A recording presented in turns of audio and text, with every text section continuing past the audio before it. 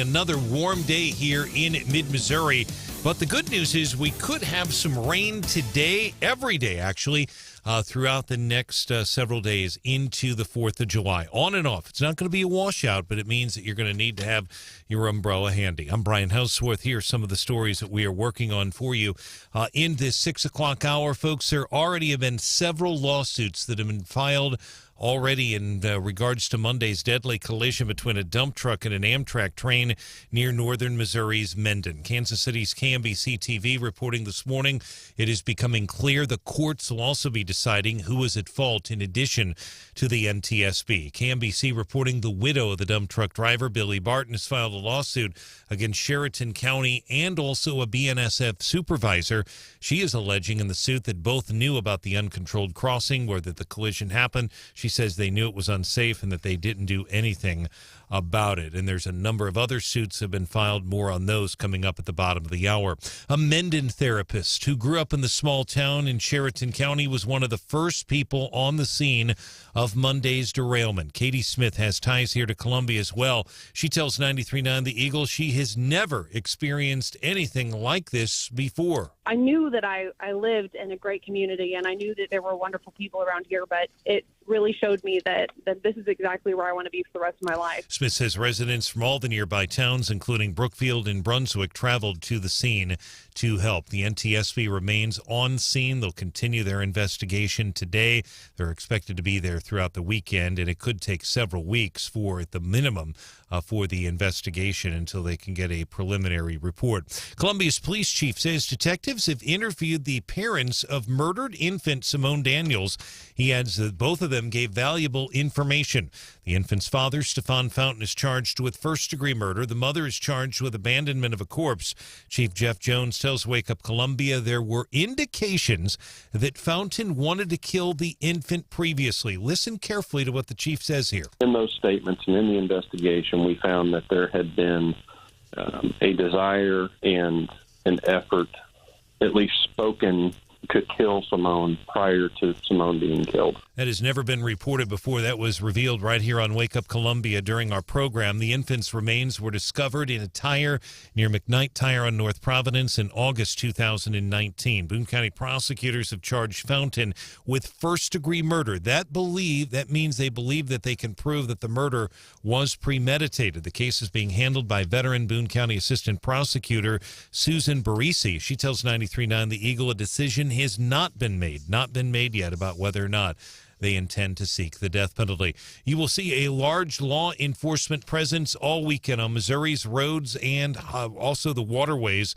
throughout the weekend. The Missouri State Highway Patrol Lieutenant Eric Brown is telling the Eagle that troopers are participating this morning in Operation Care on the water.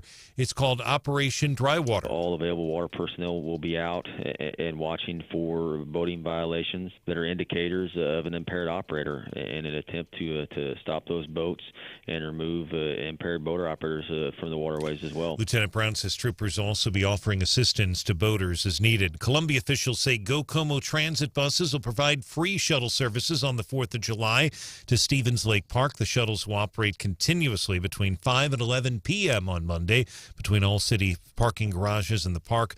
The parking at the garages, by the way, is free on Monday. That park, by the way, Stevens Lake Park at Broadway in Old 63. Fire in the Sky will be taking place Monday evening. That will be at Stevens Lake Park. Salute to America in Jefferson City Sunday and Monday. Those officials telling us they expect anywhere from 15 to 20,000 people on Sunday and Monday combined.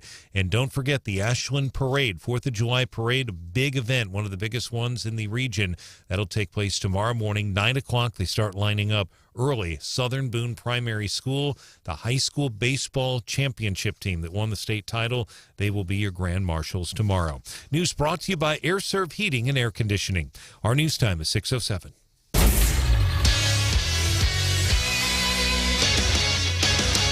In sports, let's start with the St. Louis Cardinals. The Cardinals were idle yesterday, so we don't have a recap for you this morning. The Cardinals are in Philadelphia. They'll battle the Philadelphia Phillies coming up tonight. It's not Veterans Stadium anymore. It's now Citizens Bank Park. They have a newer stadium.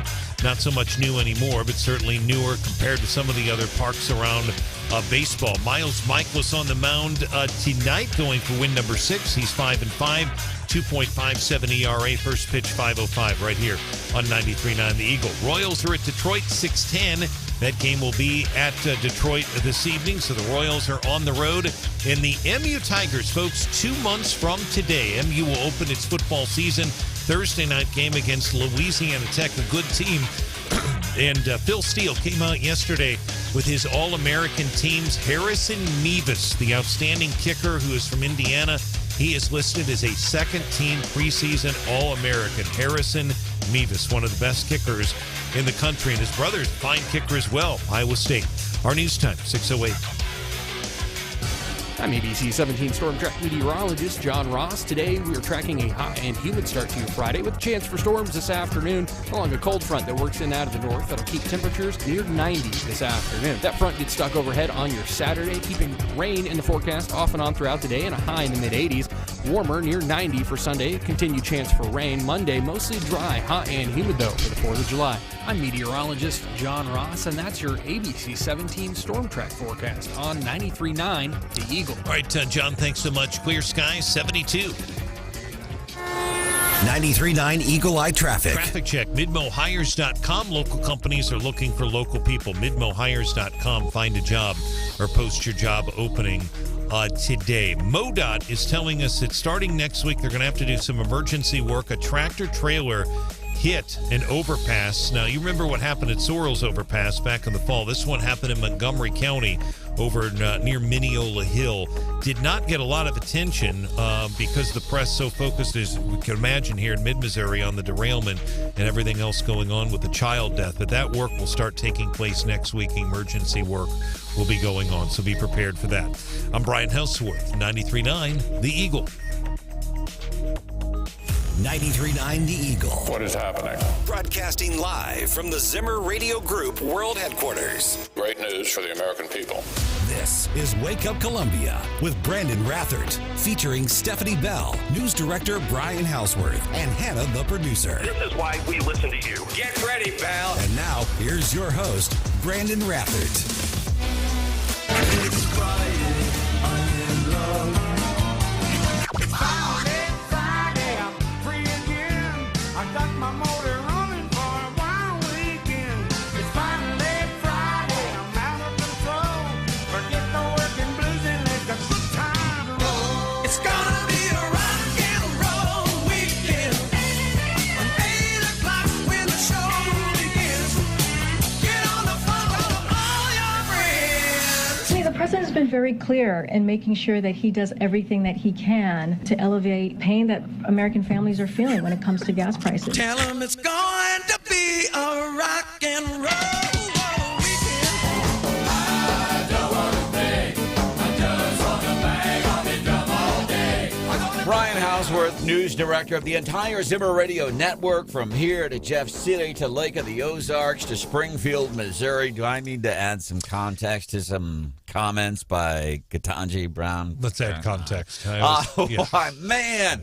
Always a bias kill. I can't help it. But appropriate. Let me ask my dad, who is guest. Let me play these comments again. This happened earlier this week. Ketanji Brown Jackson, Karine Jean-Pierre. She is the White House press secretary. She is the one who took Jen Psaki's place. Made these statements earlier this week in the White House. He's been very clear in making sure that he does everything that he can to alleviate the pain that American families are feeling when it comes to gas prices. My dad is one of the guest co-hosts this morning. Do I need to add some context, Dad, out of fairness?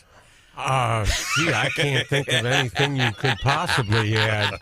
But I'll tell you what, he has succeeded, in elevating my pain at the pump. Should we give Joe Biden a round of applause? Absolutely, Everybody give him a round of applause. He has succeeded at that. State Rep Sarah Walsh, is it fair that I add some context to the comments made by Ketanji, or by Jean-Pierre, Karine Jean-Pierre? context commentary. It's always fun. All right. So she didn't actually say that. She did kind of say that, and this is where Brian Hauswirth comes into play. This is actually what she said. I mean, the president has been very clear in making sure that he does everything that he can to alleviate. So she said to elevate. I mean, alleviate. Right. So, in one point I would make on that is actually two very quick points. Number one, it's interesting because when you played that, see how easily you could be, but context is important. But I've seen it on the other side of the aisle where if a conservative says something, they will say, well, and they'll make a big deal out of it. Clearly, she misspoke. Clearly, the context of that is she was saying we're trying to alleviate. But still, it's amazing if something's edited or you take one word out, not you, but it could all obviously change the entire sentence there. And it's funny. Exactly. Thank you, Sarah. Was it a Freudian slip, perhaps? Well, and here's the thing. And look at how many times I just mispronounced her name. I twice called her Ketanji Brown Jackson, then couldn't get the name Karine Jean-Pierre out of my mouth, so I don't have a lot of room to talk. As a matter of fact, Sarah, you know one of my newer nicknames on the show, what they call me here, the girls, Steph and Hannah? I'd be afraid to ask. Well, yeah. They call me a lot of things. Joe Jr., because Joe, he stumbles on his words sometimes, and I do the same thing a lot. The conservative Joe Jr., though, right? Exactly, the conservative Joe Jr., but I'm also not in charge of the country. So I got to give myself some leeway for that. Welcome into the show. This is a Feel Good Friday edition of Wake Up Columbia on 93.9 The Eagle. If I can spit this out properly, I will move forward. My name is Branden Rathert, and I've been here for 7-8 years at this point. To my left this morning, but if you're watching on our YouTube channel at 93.9 The Eagle, you'll see my dad over to the right. Dad, if you could wave. He's taking, go ahead and wave to the camera, Dad. There you go. I got to tell you this, too. My dad's 72, 71. Two. So the technology one of the most brilliant computer programmers I've ever met in my life. Only one he's ever met, but that's okay. The only one he's ever met, but still the most brilliant computer programmer in my life. But when it comes to technology, he gets kind of messed up. Can I share this story yesterday about the group text a little bit with me, you, and State Rep Sarah Walsh? Yeah, go ahead. So, by the way, Hannah and Stephanie going to be back here on Tuesday. So we have State Rep Sarah Walsh and my father as our guest co-host this morning. Always love it when new people come and play in the sandbox, especially my dad. So yesterday, doing a group text, I'm talking with State Rep Sarah Walsh, talking with my dad. Hey, here's some things that you might want to know for the show on a Feel Good Friday. And then my dad starts responding, but I guess he thinks he's texting me. Do you want to share the strange text that you got, Sarah? By the time I tuned in, I was cooking in a church kitchen, and by the time I tuned in, there were several text messages, and I realized I don't think I'm supposed to be getting these, so I just stayed out of it. What did I text? Oh dear. So, my dad and I have been open about some of your health issues over the years. I hope you're cool with that. Yeah, that's fine. Good. I'm asking forgiveness because I didn't ask for permission to share your health issues. But I've been very open about them because I love my dad, and I talk about my family and my friends here on the show, and I talk about my own stuff. And so Dad says, yeah, he's here. I'm like, okay, you want to go get something to eat? And the text was, yeah, my gut's feeling a little crampy. I better not, which is fine, except it goes to Sarah. I'm sorry, Sarah. It's all right. It's all right. I did not realize I was still texting to the group. But it was so polite. There was no cuss words in it. I mean, nothing inappropriate. So you can imagine. So I'm like, oh, Dad. Oh, no. Bless your 72-year-old heart, man, which thank God is still ticking today. And so I'm trying to, okay, who do I text first? Dad, to let him know you need to text me directly, or do I text Sarah and say, hey, Sarah, so my dad's been texting for, a year now? Yeah, thereabouts. About a year. My dad had a flip phone until a year ago. And so he just started texting. So, again, one of the most brilliant programmers in the entire state of Missouri But when it comes to trying to bookmark the Gary Nolan show so he can listen online and stuff, I come to the rescue. And it's a sad day when I'm trying to help other people with tech issues. But he's your father. You should be helping him out, Branden.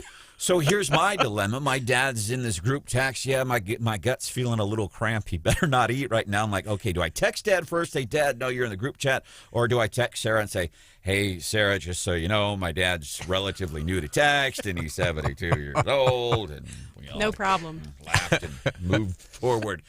Speaking of gas prices, so today... Hannah would be so proud of that Hannah-ism. See, your dad's going to get you back and embarrass you on the air a little later. He's just composing his thoughts. I'm just finding a way here. Yeah, he's working on it. I can see that. You probably have some stories that I've not shared here over the years. Yeah.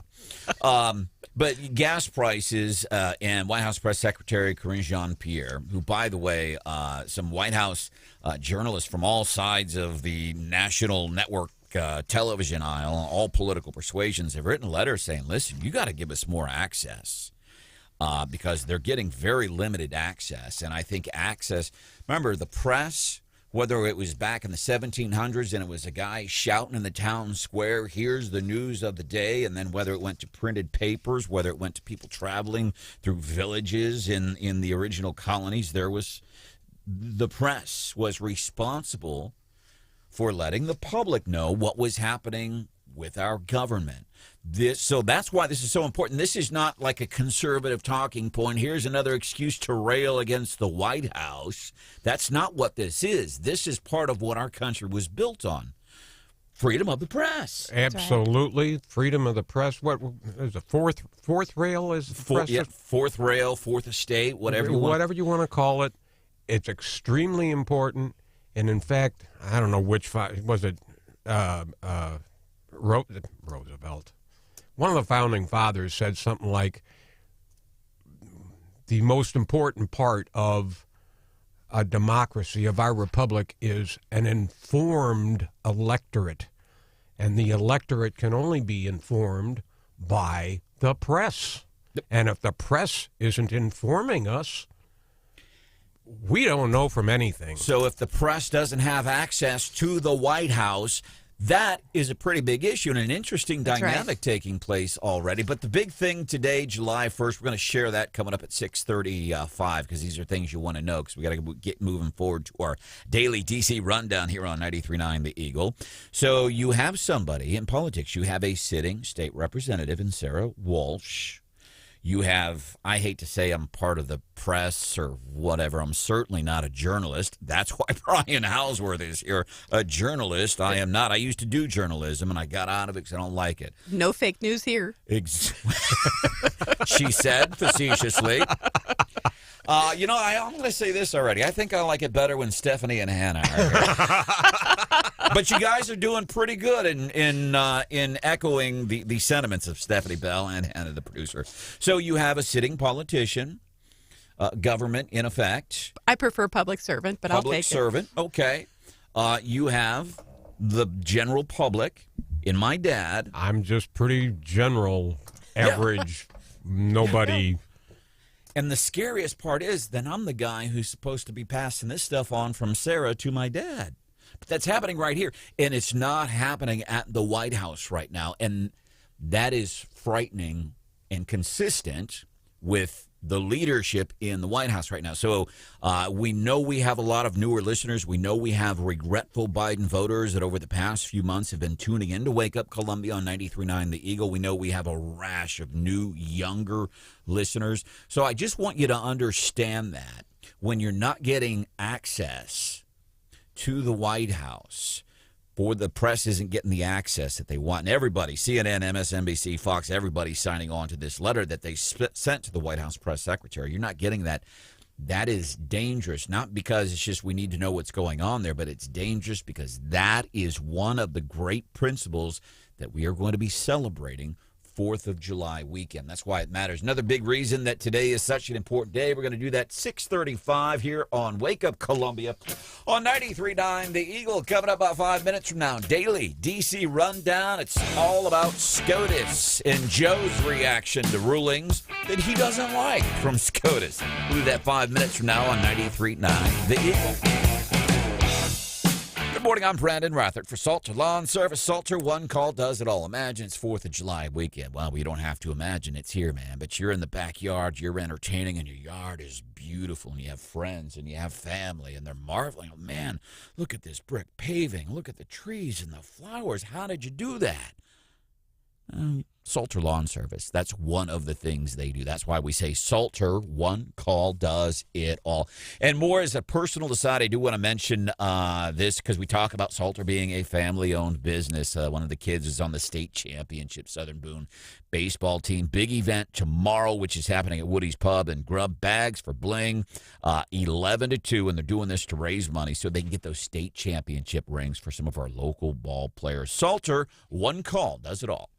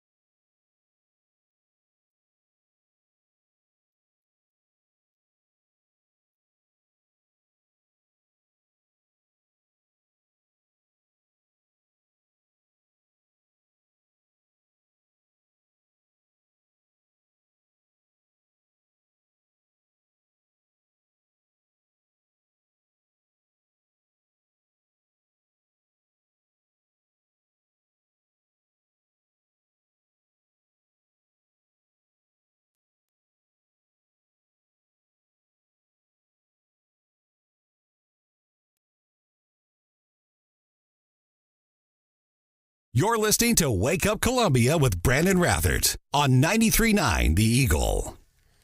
The outrageous behavior of the Supreme Court of the United States on overruling not only Roe v. Wade, but essentially challenging the right to privacy. So yesterday, somebody said, Joe, you got to get up from a nap. SCOTUS made some couple of rulings. That's him reacting. That's getting us into today's daily DC rundown on 93.9 The Eagle. I love that. So you don't like decisions that the Supreme Court is making. I think that makes me think several things. Number one, Joe Biden, we know his speech gaffes. We know his inability, because we're seeing it every day. We know his inability to surround himself even with good people that can handle things properly. I don't think he understands checks and balances in the branches of government. Well, SCOTUS ruling, he's specifically talking about the recent abortion ruling, and now this one in which the Supreme Court, based on law, this is not opinion. They're not, listen, Clarence Thomas and Gorsuch and those, they're not going, well, I think this is dangerous to climate change. I'm going to rule this way. That's not how it works, Joe. They're looking at the law as it applies to the case that is in front of them.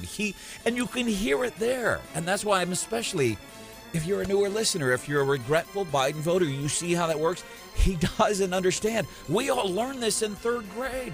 The three branches of government, checks and balances. This guy doesn't understand it. And by the way, universal. That's the universal reaction from the left. But now when we talk about the Remain in Mexico policy, which you might say was in Joe Biden favored, he liked the way SCOTUS ruled on that. Yeah, he has no problem with that. But you see, when they rule on issues that go against what they want, well, then it's horrible, and then it's outrageous behavior. And that is your daily DC rundown on a Feel Good Friday on Wake Up Columbia on 93.9 The Eagle. Coming up 5 minutes from now, so we know July 4th coming up on Monday, but today is July the 1st. This is a big day for us specifically in Missouri. So you live in Missouri, you're listening, or you're watching on our YouTube channel, why this is such a big day. We'll do that for you coming up about 5 minutes from now. I'm ABC 17 Storm Track meteorologist John Ross. Today we are tracking a hot and humid start to your Friday with a chance for storms this afternoon along a cold front that works in out of the north. That'll keep temperatures near 90 this afternoon. That front gets stuck overhead on your Saturday, keeping rain in the forecast off and on throughout the day and a high in the mid-80s. Warmer near 90 for Sunday. Continued chance for rain. Monday mostly dry, hot and humid though for the 4th of July. I'm meteorologist John Ross, and that's your ABC 17 Storm Track forecast on 93.9 The Eagle. Fox News, I'm Karen McHugh. In Newark, New Jersey, police are hunting for a suspect after 9 people were shot Thursday night. The good news is that all of them amazingly have minor injuries. We'll recount the night for you. Police tell us it happened just after 6:20. A person driving a stolen white Honda Pilot drove up to a bodega and began shooting. In the end, 9 people were shot, including a 17-year-old. All 9 victims are in stable condition at local hospitals. Richard Jacovas of Fox 5 New York. Travel this July 4th weekend's expected to be the heaviest it's been in decades. Over 47 million people are expected to travel for the 4th of July weekend, and over 3.5 million of them are expected to fly, according to AAA. So far, 4th of July travel is moving along, but it's bumpy and could get worse. Fox's Matt Finn. America is listening to Fox News. And now award-winning local news coverage with Brian Hauswirth on 93.9 The Eagle. 93.9 The Eagle News Time with Robinson's Cleaners. It is 6:31 and Robinson saves you time. It is going to be a warm day today, and we have a chance of some rain. Could be heavy at times on and off. We're not going to have a total washout this weekend, but there'll be a lot of dry time. There'll be wet time as well. We'll have reports throughout the day from meteorologist John Ross. Good morning. I'm Brian Hauswirth. Here's some of the stories we are working on for you in this 6 o'clock hour. Columbia's police chief says the murder of infant Simone Daniels has been difficult for his officers and investigators. Chief Jeff Jones spoke on Wake Up Columbia. There's something about working kid cases that really hits a lot of police officers, and I think part of that is just the vulnerability of kids. He was responding there to a question from my colleague, Branden Rathert, about him breaking down at the podium. When he talked about that, here's what he said. He said infant Simone Daniels didn't have a chance. He repeated that twice. The infant's father, Stefan Fountain, is charged in Boone County Circuit Court with first-degree murder.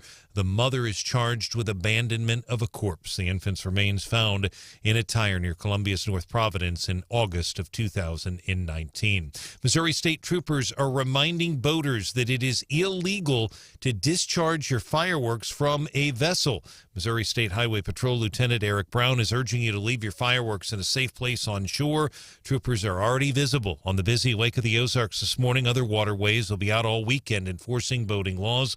Troopers say there were 12 boating crashes in Missouri during the 2021 4th of July holiday. That resulted in 8 injuries and also 1 fatality. Organizers from Columbia's 70th annual Fire in the Sky event on Monday are urging you to not bring alcohol to the fireworks display. They say it's a family-friendly event at Stevens Lake Park on Broadway. Food trucks open Monday evening at 6:30. Columbia Public Works says Go Como transit buses will provide free shuttle services between all 6 parking garages and the park between 5 and 11 p.m. on Monday. Those shuttles will run continuously, and we stress between 5 and 11 p.m., and a handful of you will also be able to park there at the Boone Hospital Center as well.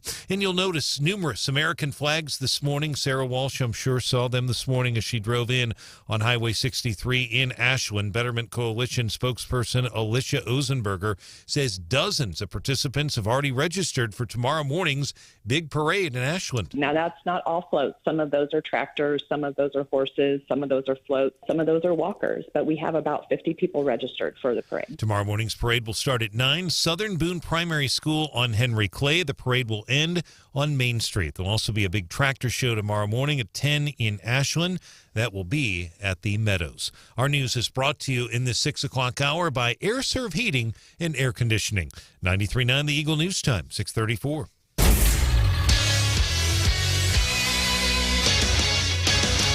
In sports, the Cardinals, no game last night, so there's no game to recap for you this morning. But they do play today. The city of brotherly love. They'll battle the Philadelphia Phillies. Miles Mikolas on the mound going for win number 6. He is 5-5, a 2.57 ERA. First pitch, Citizens Bank Park, 5:05 on 93.9 The Eagle. Royals opening up a series tonight. They were also idle yesterday. They'll take on Detroit. Their game will start our time at 6:10. And 2 months from today, the Mizzou football team opens up its season.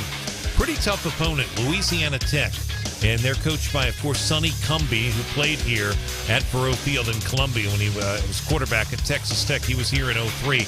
Very fine coach, good team. Should be a good game. That'll be a Thursday night game 2 months from today.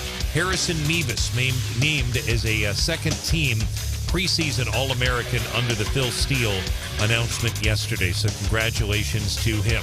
Sports is brought to you this hour by GapsAutomotiveInc.com. Our news time, 6:35. 93.9 Eagle Eye Traffic. Traffic check, MidmoHires.com. Local companies are looking for local people. MidmoHires.com. Our time right now, 6:35. Just a quick note, this did not get a lot of media attention this week, and it's because, and myself included, we didn't give it a lot of attention. We didn't know about it. That's the reason why. It's because of all the attention we were focused on what's happening with the train derailment and the child murder. But there was a tractor trailer that hit a major overpass on I-70 in High Hill earlier this week. There's a lot of damage. MoDOT is saying they're going to have to do a lot of work. So starting Tuesday, 1 lane in each direction will be closed Tuesday from 6 a.m.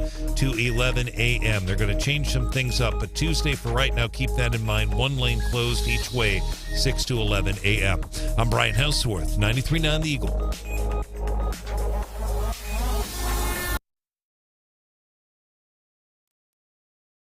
The radio station, 93.9 The Eagle. The show, Wake Up Columbia, with Branden Rathert, Stephanie Bell, Brian Hauswirth, and Hannah the producer, giving you news, analysis, and opinion.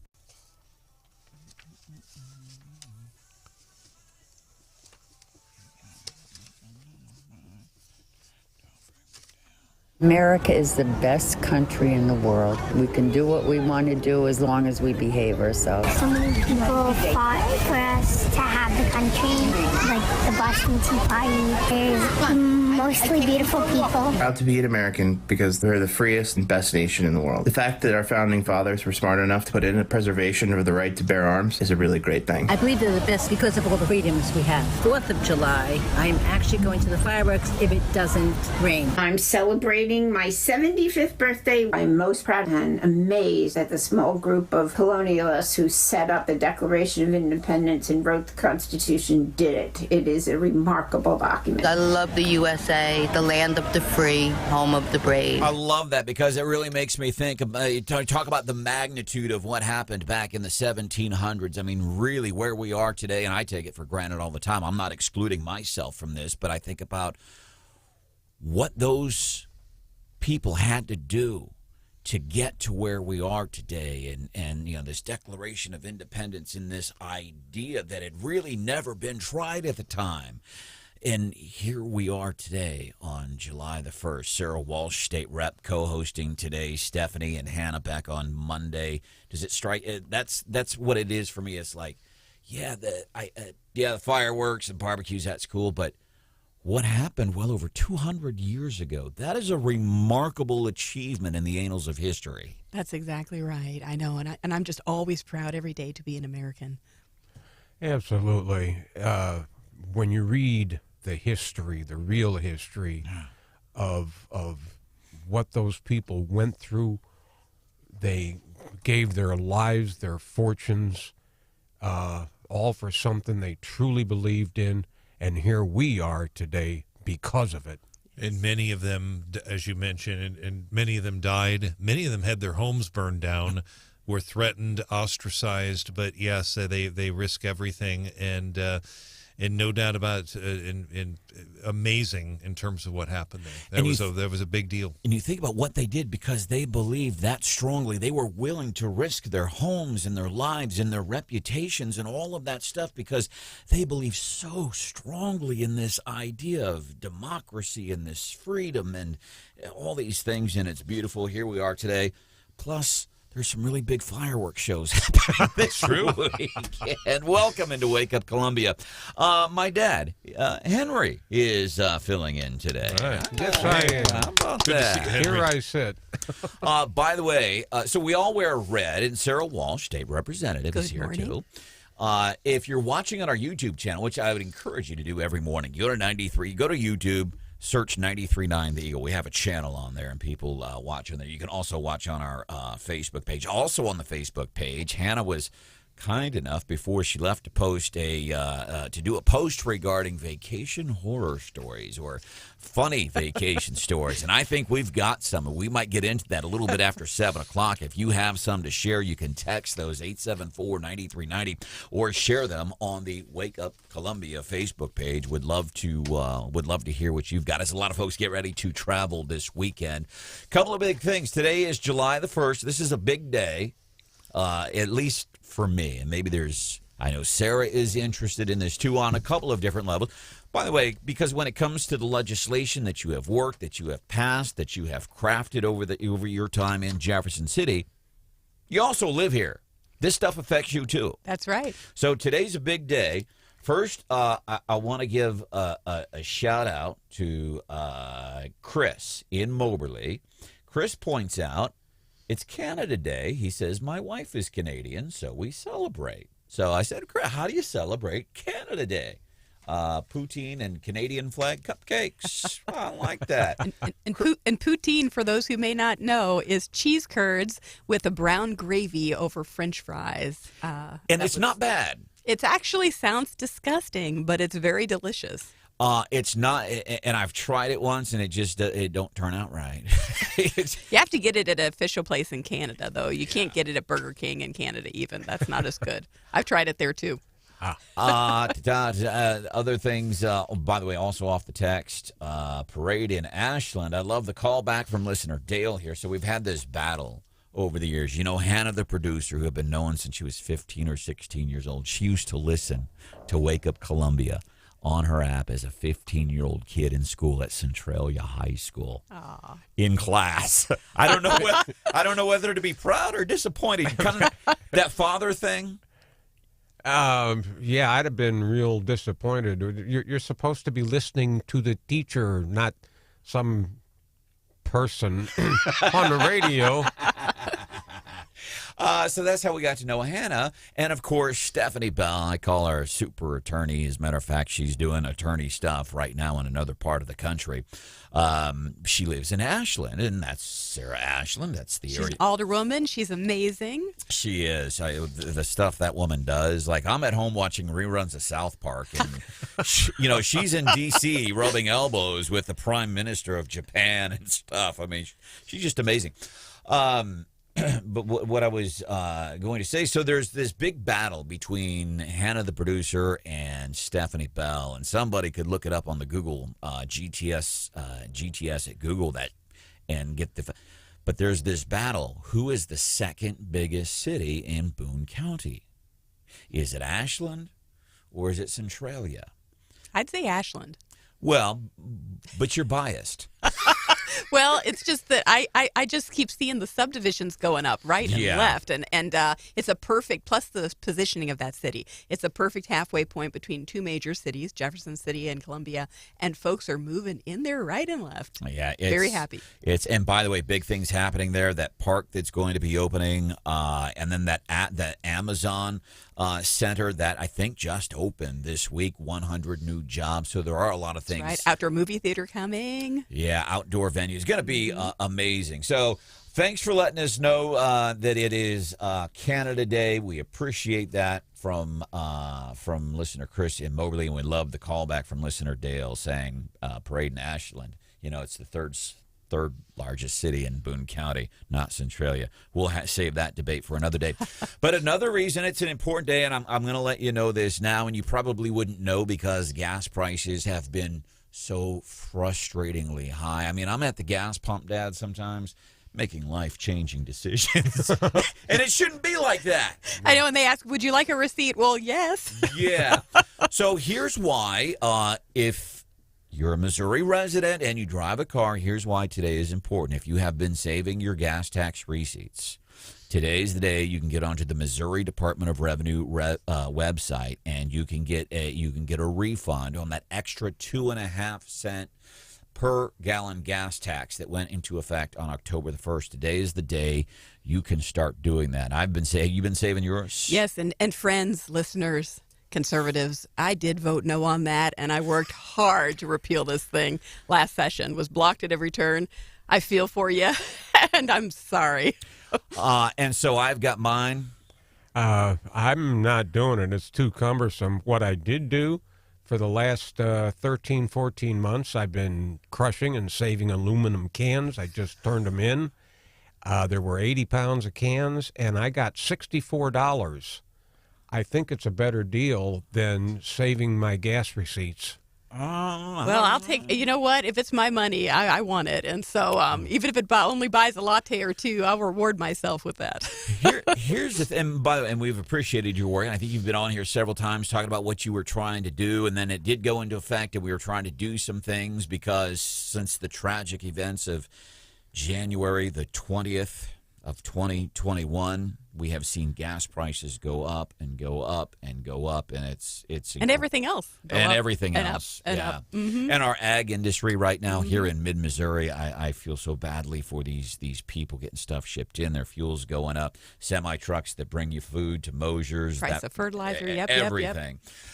So gas is going up today. So the good news is now you can start filling out paperwork to get your money back. And here's the thing for me. And I'm thinking it might be $50, and all I've had to do is save the receipts, and now the hard part comes. I'm filling out the paperwork. I don't care about the $50. You know why I'm doing it? The principle of the matter. Yes, I don't care about the $50. It's the principle. It should have been on a ballot. Yep. Mic drop. Sarah Walsh. I like that, patting herself on the back. We're going to be picking winners and losers of the week. We do it every Feel Good Friday, 8:35. So I'm going to pick you for a winner of the week for that statement there on the Thank mic you, drop. friend. And, of course, as always, you can submit who you think should be winners and losers of the week. And if you got something local, that's the stuff I really like to hear, whether it's an individual, let us know. Winners and losers of the week. We'll do it for you, 8:35. But now I remember, I don't know if this is being principled or being stupid. Dad, you might remember this story. I was in Pensacola, Florida at the time when Obamacare went into effect. And I went, psh, psh, psh, dropped my health insurance because of the principle of the thing. Because I was firm about that. I'm not, if this is how you're going to do health care for all, and I said no, and I dropped my health insurance, and I did not carry health insurance for 3 years because it was the principle of the thing. Well, then 3 years later, the IRS wanted $1,800, which I knew was coming. But I would rather have paid those $1,800 and stood for what I believed in. I thought that this Obamacare, it was BS, and I knew what was coming, and I was willing to pay $1,800 in fines to the IRS for the principle of the thing. As my father, do you go, that's my son, I'm proud, it's very principled, or is your reaction, you idiots? Yes, it is very principled. And I understand because it was a company-supplied insurance, and because of Obamacare, it skyrocketed. I dropped it. I said, no, don't pay for it anymore because I'm not that. Now, there was a penalty, $600 a year. I was 66 years old and signed up for Medicare.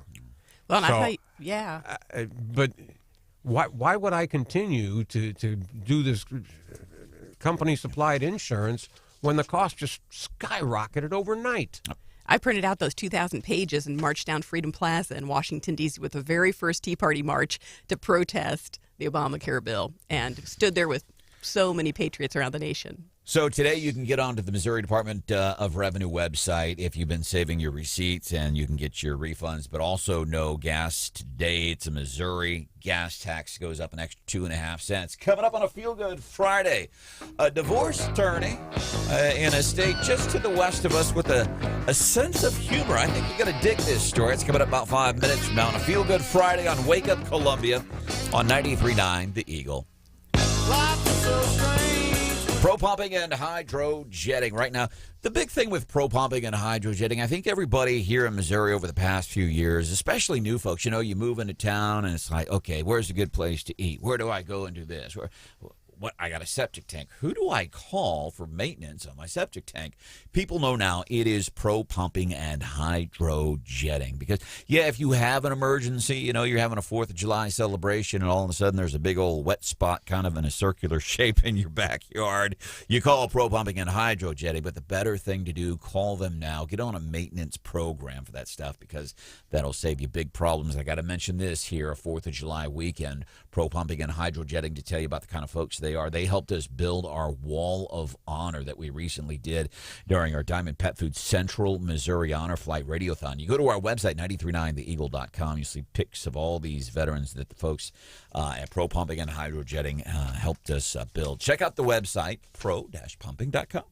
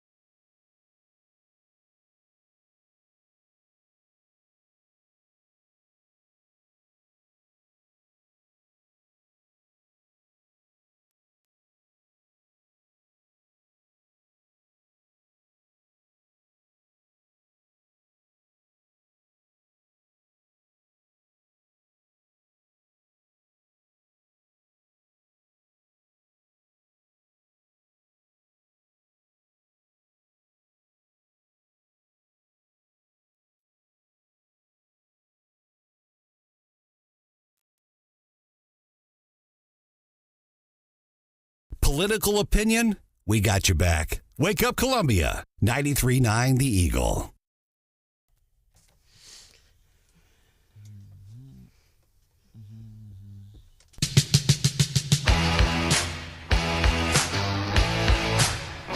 My favorite holiday of the whole year comes during the summer. 4th of July, kick-ass holiday, right? Yeah, think about it. Fireworks and alcohol. Good point. Or iced tea. Or iced tea and fireworks. Besides, I need more aluminum cans for next year. By the way, my dad, Henry, co-hosting. Good morning, Dad. Good morning, Dad. Good morning, Branden. We just had a discussion. We have to talk loud to my dad because he's 72. I'm old. That's okay. Yeah, and Sarah Walsh, state rep, also co-hosting. Good morning. So glad to have you guys here. Steph and Hannah going to be back on Monday. Off the text, 874-9390. One of our listeners says, I'm sorry, but I'm going to have to respectfully disagree with your dad. This is from listener Gary. Good morning, Branden. I'm going to have to respectfully disagree with your father. And here's, it's very formal. I know. And very polite. Here's the issue. We were talking about how I came to know Hannah, the producer, Centralia. And she was in class as a 15-year-old kid listening to Wake Up Columbia on her app. And I asked Dad what his reaction would be to me. Are you like a proud father? Are you disappointed? I'd be disappointed. You're supposed to be in school listening to the teacher. So Gary gets it. He says, probably learns more. She learned more listening to your show than listening to her teachers in school. So he's being funny, Dad. You get that? I get that he's being funny. On the other hand, these days he might be absolutely correct. Yeah. Oh. Yeah. See, even Sarah's said, we're gonna get you in trouble today, Branden. Hey, you're gonna kick us off. We'll never be back. Welcome into the show. Feel Good Friday. Unfiltered Friday. Unfiltered Friday. One of the things that we might cover coming up a few minutes from now, 7:10, talking about a third-party candidate in this by the way, Missouri, our U.S. Senate race out of Missouri, this is garnering national attention. Now there's a third-party candidate. We might talk about that. Might hit up the movie 2,000 Mules because I think there's some things that my dad and I disagree on. But I want to highlight this first. A divorce attorney in Oklahoma has a sense of humor. You call this divorce attorney in Oklahoma to our west. This is his on-hold music. I dug my key into the side of this pretty little souped-up four-wheel drive. Carrie Underwood before he cheats for divorce attorneys on hold music. I might pick that dude as one of our winners of the week, which we will do for you at 8:35. Somebody want to nominate for a winner of the week? Please let us know via text 874-9390. We'll do that for you coming up at 8:35 on a Feel Good Friday.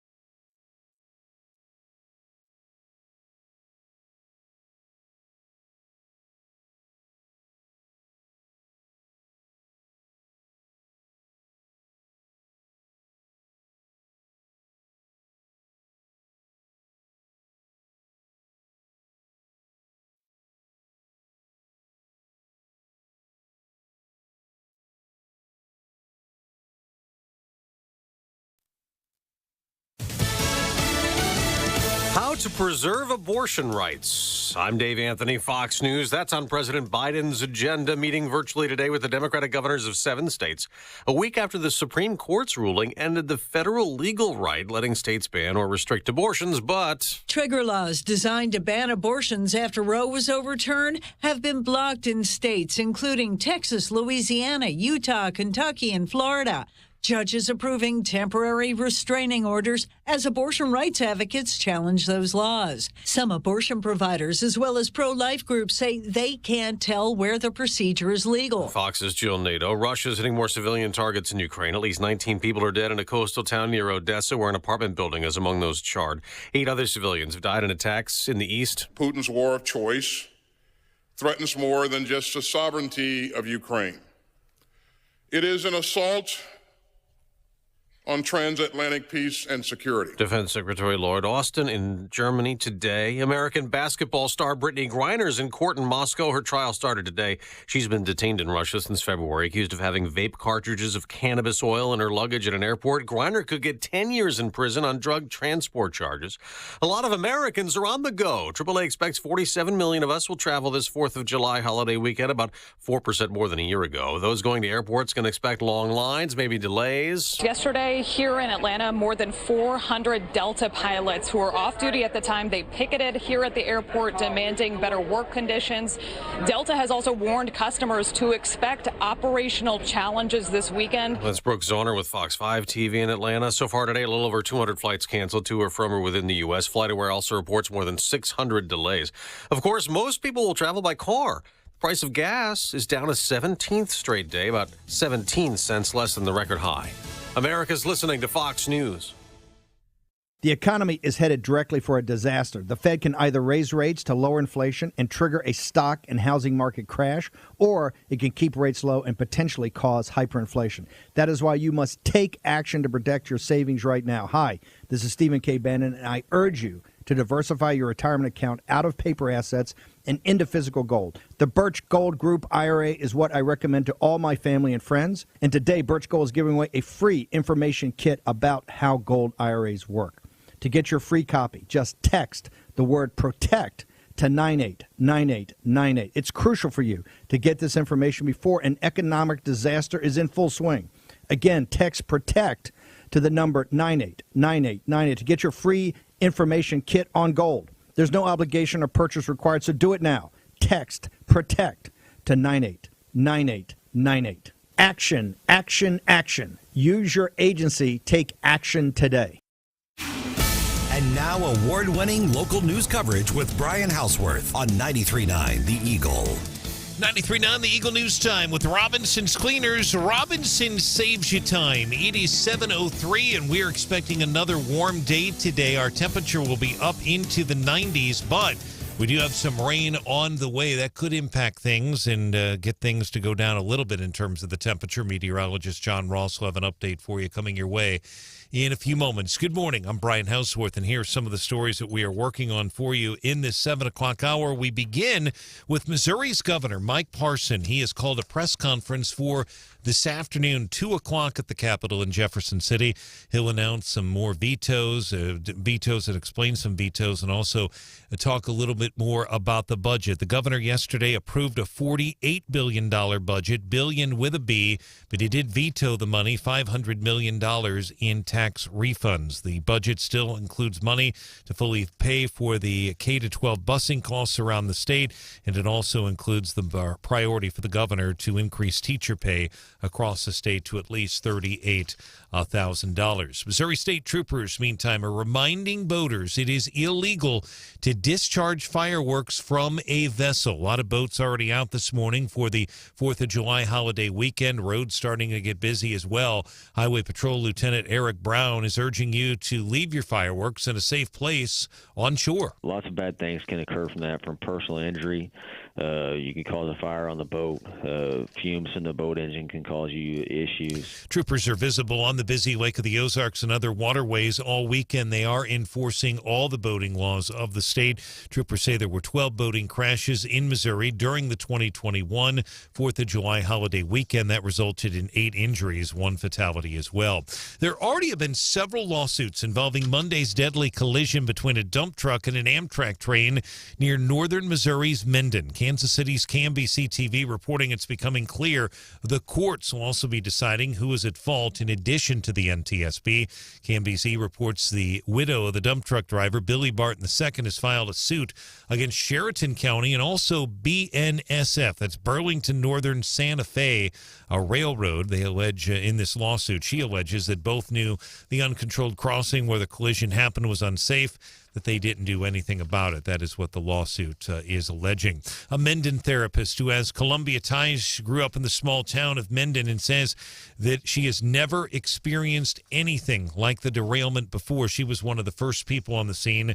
Her name is Katie Smith, Menden. I knew that I lived in a great community, and I knew that there were wonderful people around here, but it really showed me that this is exactly where I want to be for the rest of my life. Smith tells 93.9 The Eagle residents from all the nearby towns, including Brookfield and Marceline in Brunswick, traveled to the scene to help. Here in Columbia, we are still waiting for the arrival of Stefan Fountain, who is charged with first-degree murder in connection with the death of his infant daughter back in 2017. He is still jailed as of this morning in St. Joseph, jailed without bond. Now, Boone County prosecutors have charged him with first-degree murder. That means they believe they can prove the death was premeditated. The case is being handled by veteran Boone County Assistant Prosecutor Susan Barisi. She tells 93.9 The Eagle a decision has not been made about whether or not to seek the death penalty against Fountain. Columbia officials say GoComo transit buses are providing free shuttle services on the 4th of July if you're heading to the fireworks displays. Those shuttles operate continuously between 5 and 11 on Monday in the evening between all 6 parking garages and the park. 20,000 people expected for the 2 days of Salute to America in Jefferson City. Carnival opens Sunday at noon along Capitol Avenue in downtown Jeff City. Opening ceremony is Sunday at 5:15. Main event, fireworks display Monday night, and that will start at 9:45 p.m. And in Ashland, there will be some familiar faces as you head to Ashland tomorrow for the 4th of July parade. Some familiar faces who will be the Grand Marshals. That parade starts at 9, Southern Boone Primary School on Henry Clay. The parade organizer is Alicia Ozenberger. Our boys baseball team won the state championship, so they're our Grand Marshal, as well as we have 2 participants from our high school track team that came in first place in their events for the state competition for track, and so they're also our Grand Marshal for the parade. Ozenberger says there'll also be several first responders, lots of other folks as well. There'll be a tractor show as well tomorrow morning in Ashland and a free picnic lunch. It is free. They're asking for a donation for missions there at the church, 10:30 to 12:30 at the Meadows. They'll be grilling free burgers and hot dogs. They'll have chips and beverages as well. They invite everyone to come out. Our news brought to you in the 7 o'clock hour by AirServe Heating and Air Conditioning. 93.9 The Eagle News Time, 7:08.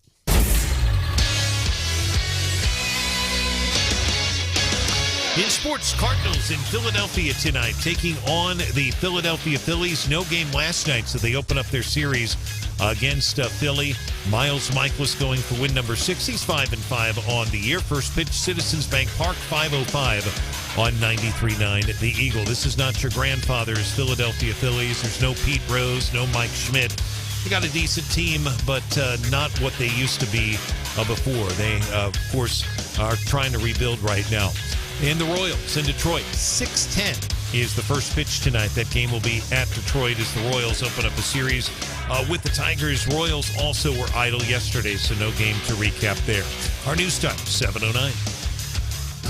I'm ABC 17 Storm Track meteorologist John Ross. Today we are tracking a hot and humid start to your Friday with a chance for storms this afternoon along a cold front that works in out of the north. That'll keep temperatures near 90 this afternoon. That front gets stuck overhead on your Saturday, keeping rain in the forecast off and on throughout the day and a high in the mid-80s.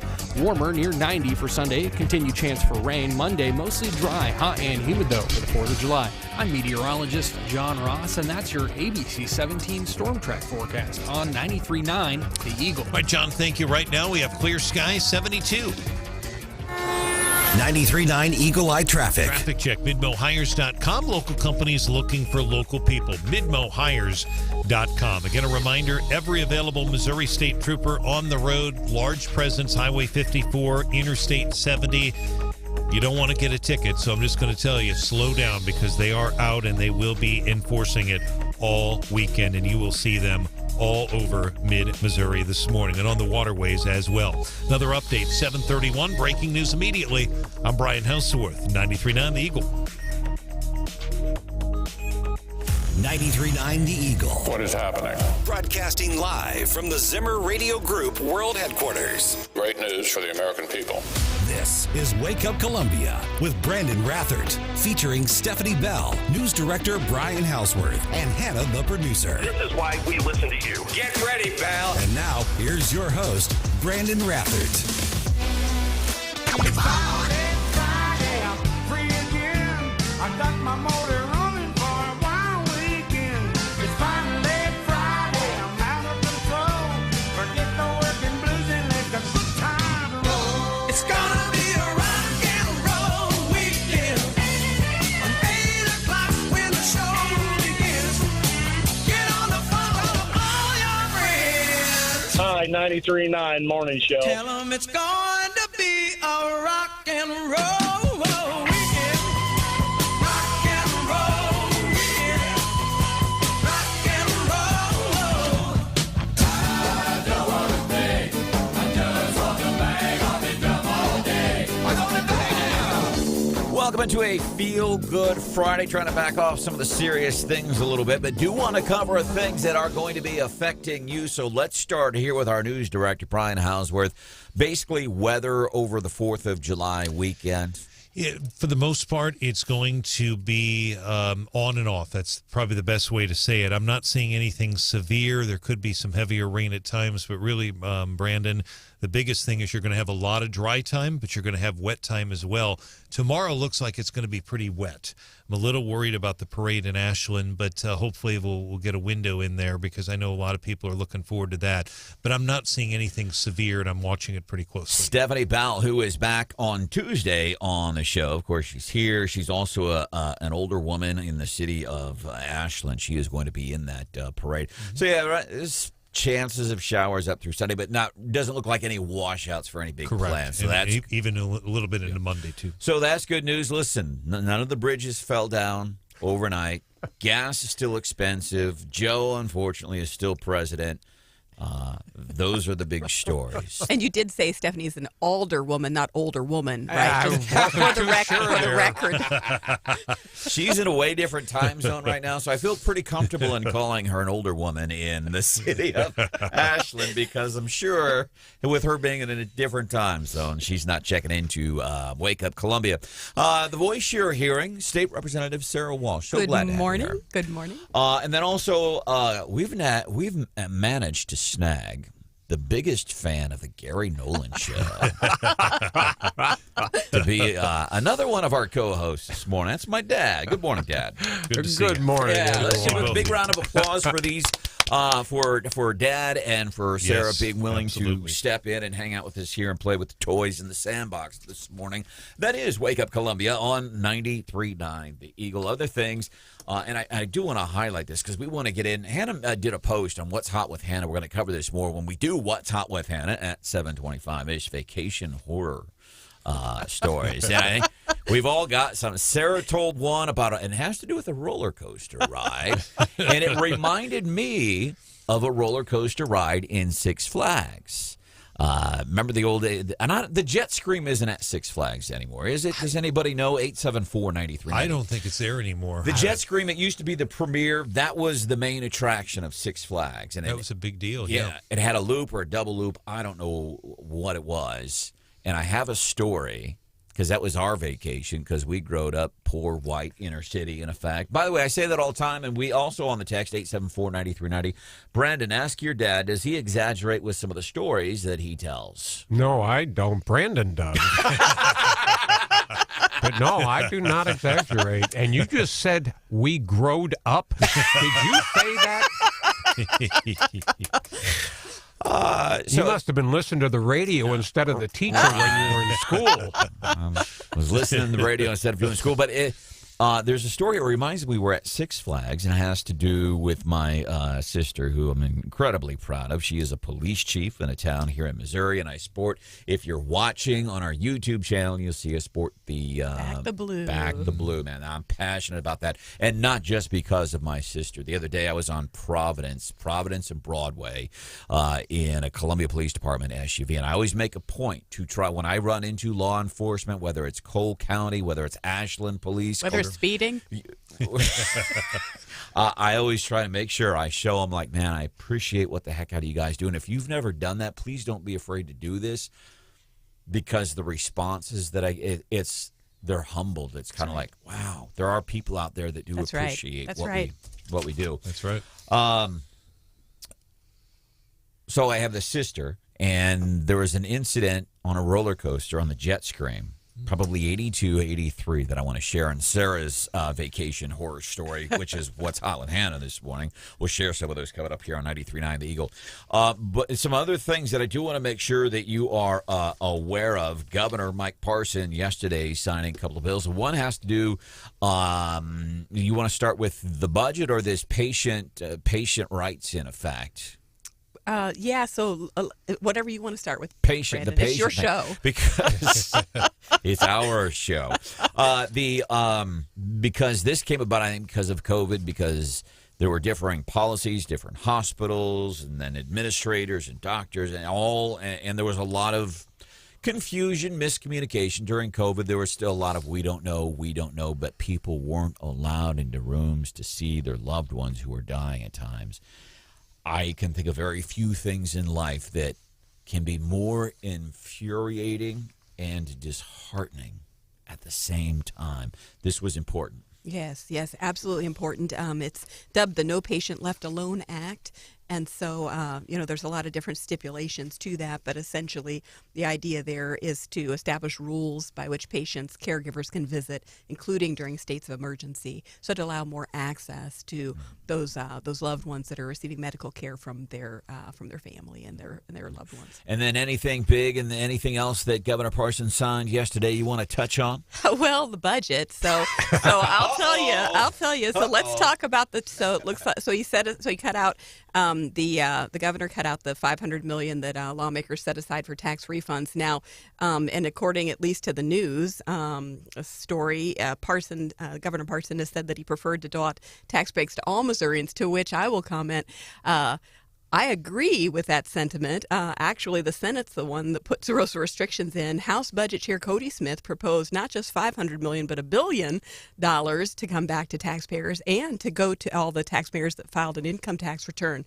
Not restrictions as to couples earning less than $150,000, et cetera, et cetera. Those were things the Senate was proposing. So I think it's important that, we'll see what happens there. If there's a way for the governor to propose maybe what the House had proposed and we can get that done, or whether it's going to, be an override. So we'll see. I think there's a good chance there'll be an override attempt. The House has demonstrated, Branden and Henry and Representative, that they've overridden this particular governor.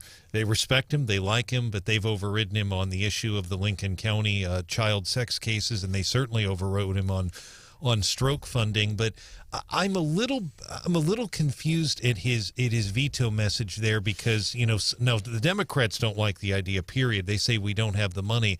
But let's look at the numbers here. The state budget, the state budget, and I want people to listen to these numbers. The state budget just 3 years ago was $30 billion, okay? Today, this, Representative, $48 billion. That we budget went have up $18 billion. money, and it should go back to taxpayers, and it should go back to as many, all of them as possible. Again, I supported the budget chair's original proposal for the $1 billion, and I supported it going to all folks that file an income tax, as opposed to it being kind of portioned down to just certain folks. So we shall see. The only other thing I would, and again, we'll have to see, I think there's a chance, generally the Senate doesn't like to override the governor, but I think the House will at least try, and maybe they'll do it. Do you know anything, this bill about the Attorney General, that's generated some controversy. Do you know what's happened on that? I maybe we'll learn that today. I'm not sure the status of that. Yeah, I've not been closely following that either. Do we know why the governor has chosen to override? Listen to me talk.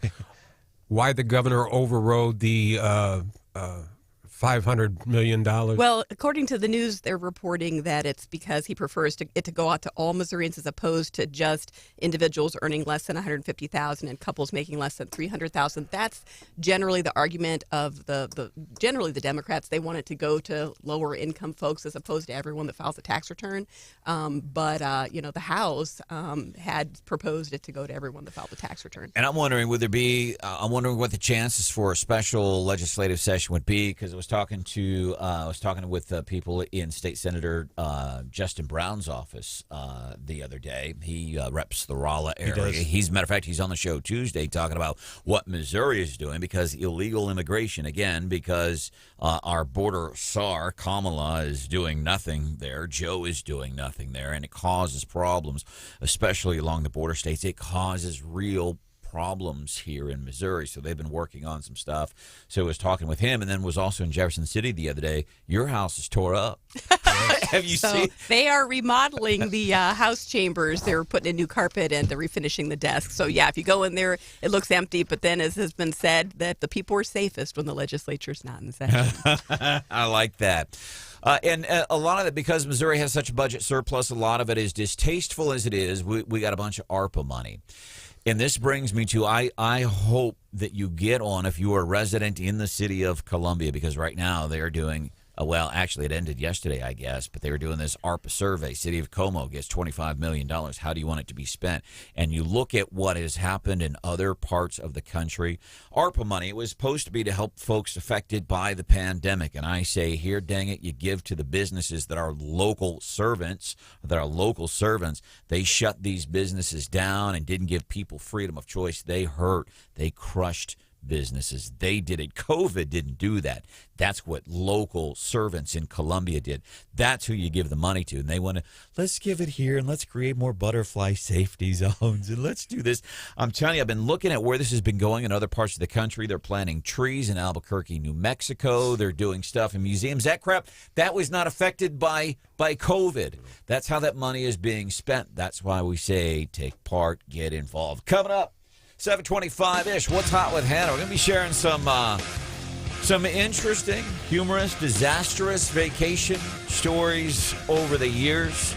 We'll do that 7:25-ish here on Wake Up Columbia, 93.9 The Eagle. Sarah Walsh and my dad filling in for Stephanie and Hannah. They're both back on Tuesday.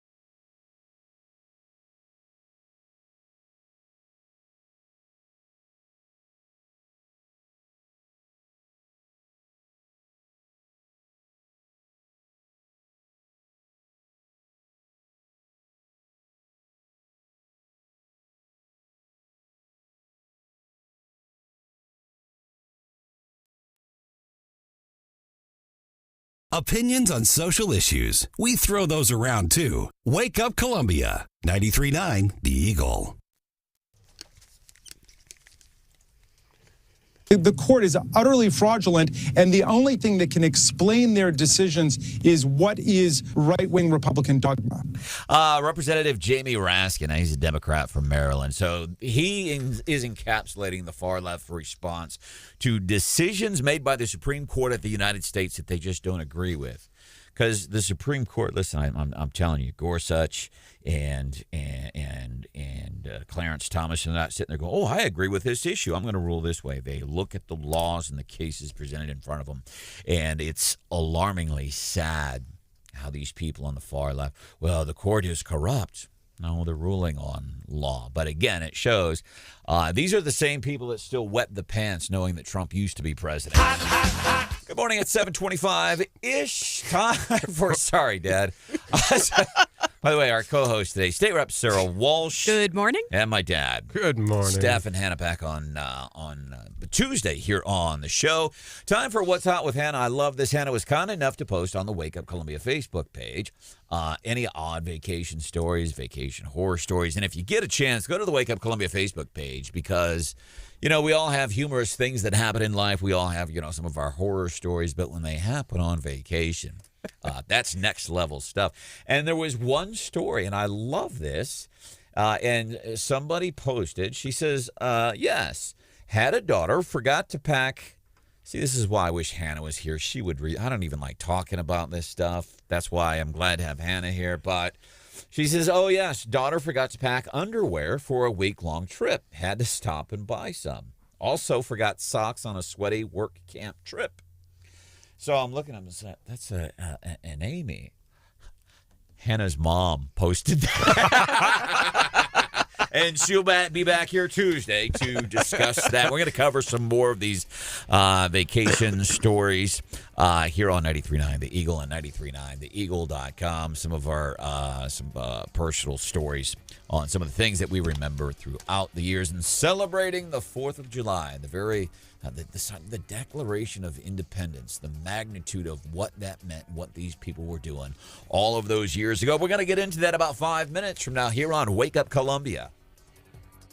I'm ABC 17 Storm Track meteorologist John Ross. Today we are tracking a hot and humid start to your Friday with a chance for storms this afternoon along a cold front that works in out of the north. That'll keep temperatures near 90 this afternoon. That front gets stuck overhead on your Saturday, keeping rain in the forecast off and on throughout the day and a high in the mid-80s.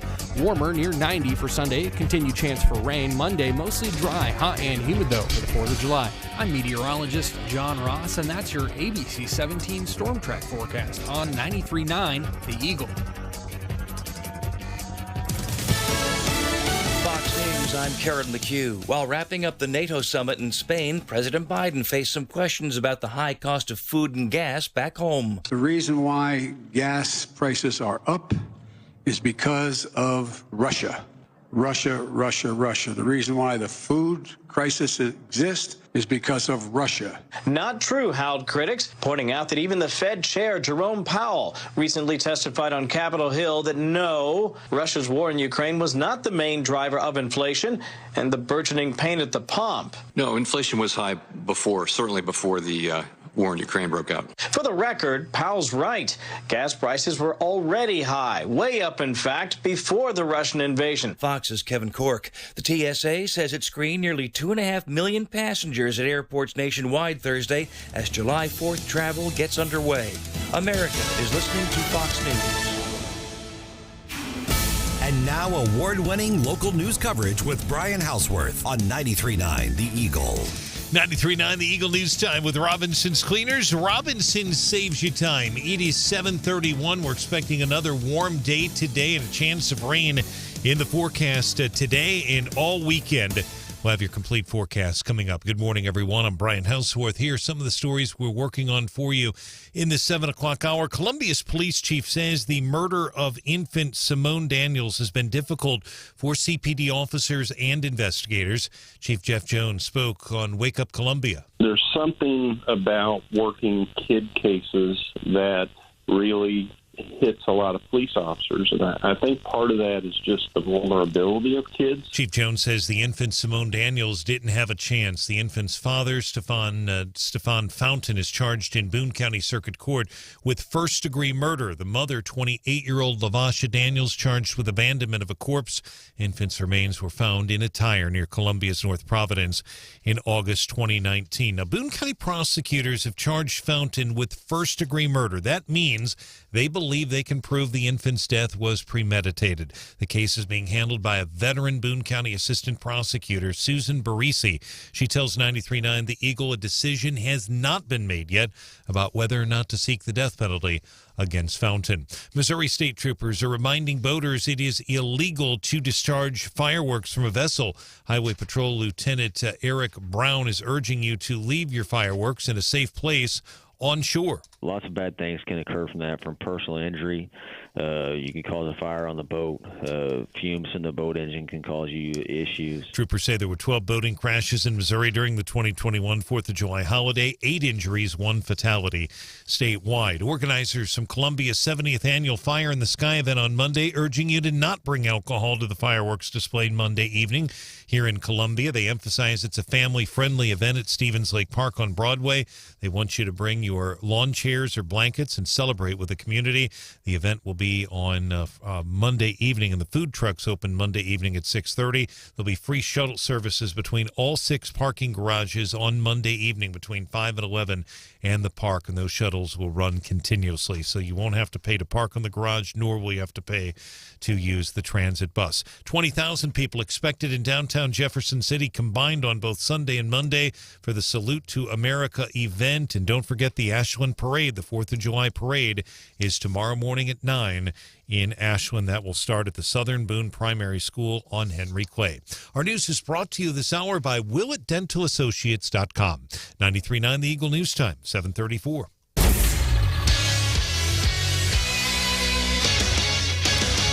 In sports, the Cardinals are in the city of brotherly love to take on the Philadelphia Phillies tonight, and they will be playing against the Phillies. Miles Michaelis is getting the start tonight, going for win number 6. His record is a little misleading. It's 5-5. His ERA, though, 2.57. First pitch, 5:05, right here on 93.9 The Eagle. That means Dr. Tolbor's show will be cut off for most of you over the air. However, if you want to listen to Randy, he'll be on our app, and he'll be live on air until about 4:20 or thereabouts today on the program. Royals at Detroit. It's 6:10 today. And one other note, and this is just fascinating, USC and UCLA have been approved to move to the Big Ten in 2024. That could have a huge impact on collegiate athletics, but that was a big surprise, and looks like they're looking at 2024. Again, USC and UCLA.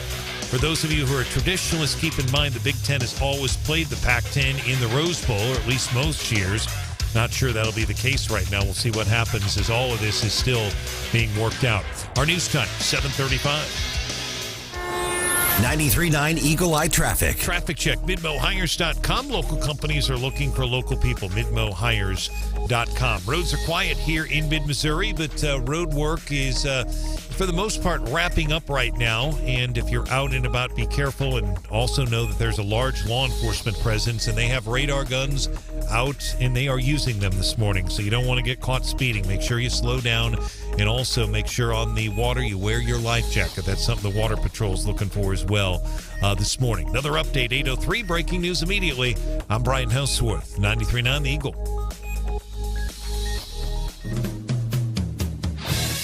The radio station, 93.9 The Eagle. The show, Wake Up Columbia, with Branden Rathert, Stephanie Bell, Brian Hauswirth, and Hannah the producer, giving you news, analysis, and opinion. How many senators are there? I think it's like, is it 7 or 12? I'm not sure. I know this. 52. God, this is like from 7th grade. I'm going to say Senate is 100. You got it. Woo! All right. What month do we vote for president? December? January? April? Not April. No, what is it? That's when you pay your taxes. No, I thought March is when taxes are due. March. It's in the fall. Okay, August. August is the summer. I'm gonna get this one wrong. November? No. You got it. What year did we declare our independence? 1984? Way off. No. 1884. 1776. Okay. Yeah, it's still off. 1776. Yes. 1776. Oh, she's on a roll, folks. July 4th. 1776. Genius. Now, the name of our national anthem is? Isn't it called the national anthem? It is the Star Spangled Banner. Very good. Now let's do a little rendition. Are you ready? Oh dear. Oh, say, can you see by the dawn's early light? Was so proudly we hailed by the dawn, or by the twilight. I forget the rest. Whose broad skies and bright stars through the perilous height, or the ramparts we watch. What are those called? What are those? Ramparts? Ramparts? Ramparts. The land parts. Old Jesse Waters stuff there. The land parts we watch kind of makes sense, if you think about it. Apparently, we understand Star Spangled Banner, one of the hardest songs to sing in public. Something I would never do. I could never sing in public. Welcome to 4th of July weekend Feel Good Friday edition of Wake Up Columbia.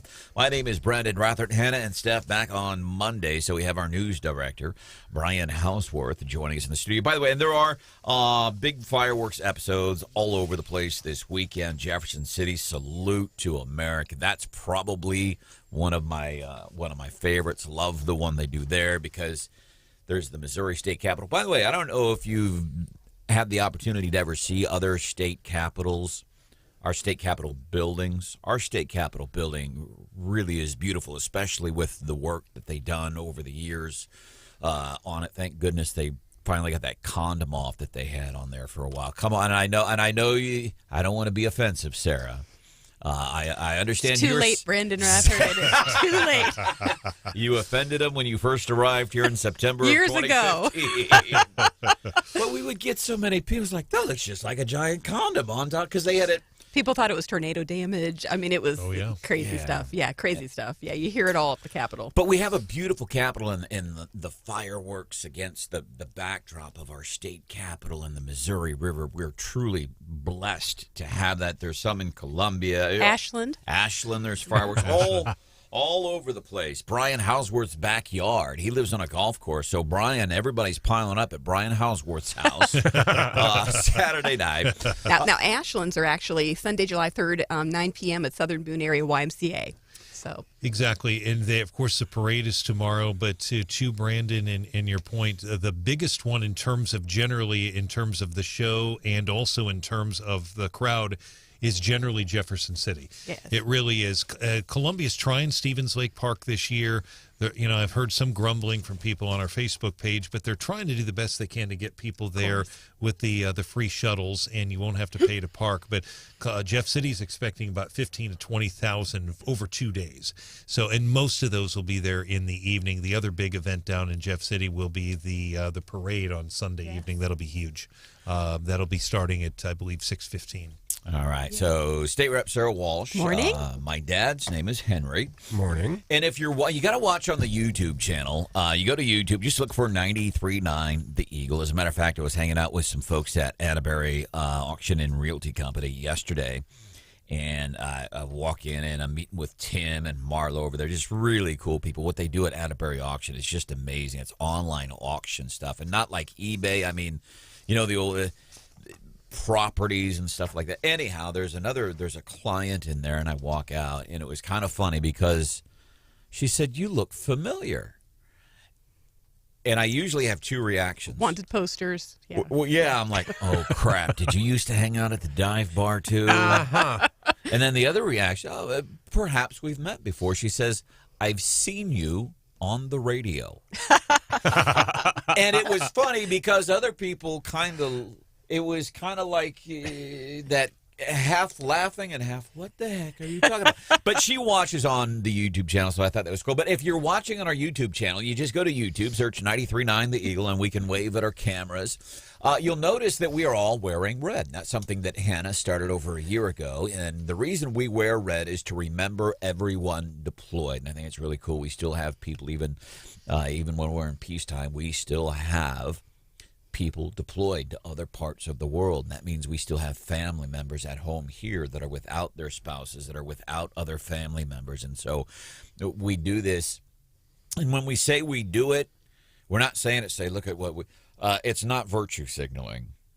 It's not saying, look at us, we're wearing red. How cool are we? That's not what we do, because we live the American way of life. We do it to let you know, hey, if you haven't done so yet, or maybe next Friday, maybe you wear red, because it's pretty cool. I go to, on Fridays, we do the Columbia Pachyderm meeting every Friday.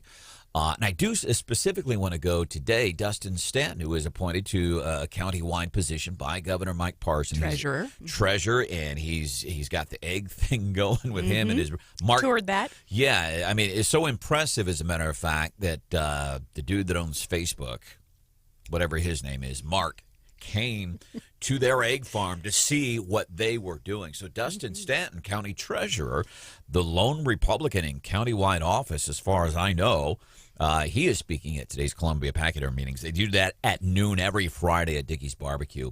But it's also by a Veterans United campus. And Veterans United has shirts for their employees where they wear, and it's so cool because you go there and like everybody in this barbecue joint is wearing red shirts. I love that they do that, so that's why we say it. And it's for Republicans as well, but not for today. There it is. But you will also notice, and I don't want to give it away here, but this would be a good day to watch, even if just for 3 or 4 minutes. My dad walks in this morning, and State Rep Sarah Walsh, first thing she says to him, I love your shirt. I love it. So go to our YouTube channel. You can also watch on the Wake Up Columbia Facebook page. You can go and see what it says. Before we get into more of the vacation horror stories, because this weekend, and I hope that you're not flying, hope you're enjoying like the parade in Ashland or fireworks displays, wherever it is that you are, but the airline industry saying we expect a lot of issues this weekend. They don't have enough personnel. So we're talking about vacation horror stories, and got another great one I want to share on Facebook, and want to share some stuff here. But first, want to chat with Les, 874-9390. Les, welcome into Wake Up Columbia. What can we do for you this morning? Brandon, you keep on talking about the parade in Ashland, the 4th of July National Birthday Parade in Ashland. What, did you say 9 o'clock starts? I think that was Sarah. Sarah, what? Where is the parade in Columbia, and where does it start at and what time? I don't believe there is one. There's a Jefferson one in Jefferson City. Jefferson City. Yeah, but not in Columbia? As far as I know, I'll double check with our news director, Brian Hauswirth. As far as I know, there is not a parade in Columbia. And California, Missouri also has one. Right. That says a lot. Yep. I wish I had a better answer for you. Let me ask you this before we let you go. What are you grateful for today, Les? My wife and my family and the Constitution of the United States. Amen, brother. I am grateful that you take time out of your day to call and be a part of the Wake Up Columbia family. Facebook, what's hot with Hannah today? Vacation horror stories as folks get ready for the big weekend. I love this. One of our listeners, Chris, posted, says, planned this big camping trip and had everybody going, and it was going to be this big thing, and I go off and I get there and I unpack, and I remembered everything except the tent. Chris, thank you for sharing that on the Wake Up Columbia Facebook page. Sarah was telling a story about a vacation Silver Dollar City years ago that sticks out in your mind. Well, yeah. So my husband, Steve Walsh, and I, we were on one of those, I don't know. They call it different things at different places, but it's that like rocker boat type thing. Takes you up way high and then like spins you around a bit and then takes you back. Well, anyway, it's I forget what it's called, but yeah, the lap bar thing was supposed to lock down. And the belt thing didn't click in all the way, and so we were trying to get the attention of the person there, and they just thought we were having fun and screaming just for fun.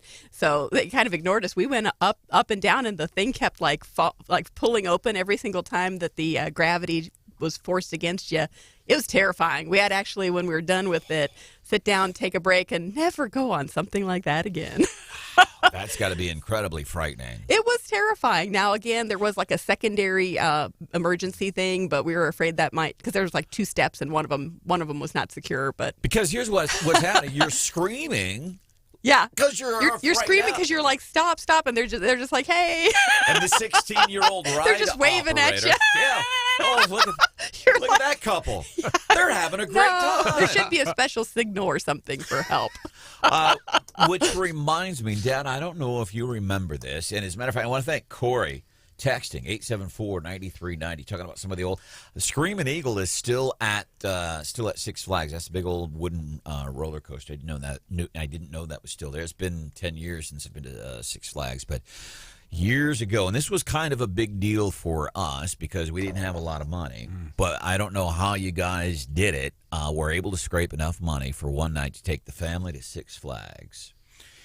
And there used to be the Jet Scream. As a matter of fact, the Jet Scream, when you're cruising down 44, the Jet Scream was the big blue loop roller coaster that you would see. And my sister, I don't know, she was 8 years old or something at the time. She was tall enough to ride the ride. And I don't know, because of our sense of humor, like, come on, Ariana. Ariana is my sister's name. She's the police chief that I'm always bragging about. Come on, Ariana, you can do it. She's 8 years unafraid she was. Well, that's... Not at that time. So we talk, and me and my brother are like, yes, we got her together. And we're like, this is going to be good. And so my dad, he comes, well, okay, you guys talked her into it. Not funny. I'll go on the ride with her. I'll go on the Jet Scream, and I'll soothe her nerves, and I'll do this. And we're like, okay, but this is still going to be funny. And me and my little brother huddled over in the corner. We're going to laugh and look at Dad and Ariana. And my dad and Ariana, they get strapped into the Jet Scream there at Six Flags over Mid-America. And I still somewhere have this photograph. It's my dad and my little 8-year-old sister. And my dad, the brave soul that he is, the patriotic man and the good father and all this. He's sitting there and he's got kind of this smile on his face because he's sitting there with my little sister and this little 8-year-old girl with the beautiful blue eyes and long blonde locks. She's holding on. Are you remembering this now? No. All right. So there's two things. It's because you're 72 years old or I'm exaggerating well beyond anything that was true. But no, I remember this vividly. Got the pictures. And she's holding on to the bar in front of her for dear life. And we have this photograph of my dad just kind of like, and my sister, oh. They go and they do the ride, and they do that loop that you would see off of 44, and they come back into the thing, and they get done, and they come back, and my dad, and my sister's having a good time. That is one of my favorite vacation memories. Oh, not one of mine. Wake Up Columbia. Steph and Hannah back on Tuesday. Monday on the show, it's the best of Wake Up Columbia. Some of the really, really good stuff. Coming up 5 minutes from now, what is going to be one of the most watched television events over the weekend? I'm guessing some fireworks show. That's what I would guess. We'll reveal that answer coming up 5 minutes from now on Wake Up Columbia on 93.9 The Eagle. Suckers walk, money talks, but it can't touch my 3-lock box.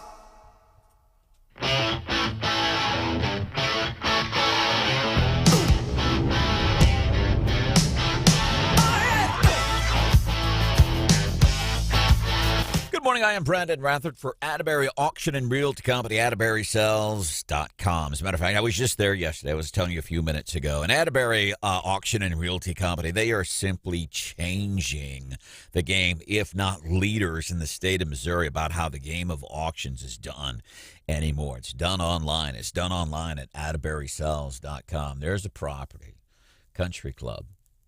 Third hole. It's on the golf course. This thing, it is so handsome. This is perfect, like if you're a retiree or you're a younger dude wanting to impress people, because that's what us guys do sometimes. We got to get all this fake stuff to make us think that, But I'm telling you, this is a remarkable auction that you can find right now on AtterburySells.com.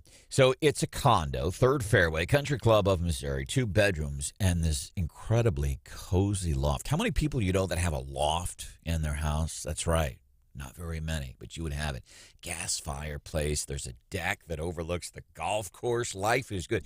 Check it out. At the very least, check it out. Learn more about online auctions from Atterbury Auction and Realty Company, AtterburySells.com.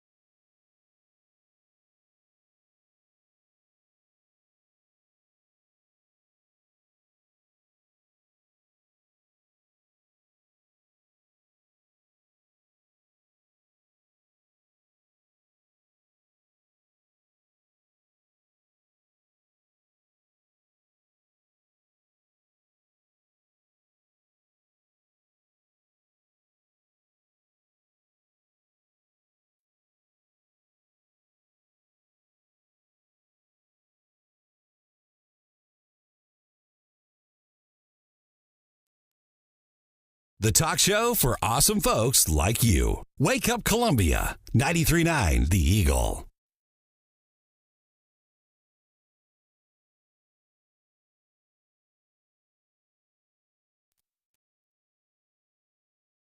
Why for so many years we achieved so much, prospered as no other people on earth. It was because here in this land, we unleashed the energy and individual genius of man to a greater extent than has ever been done before.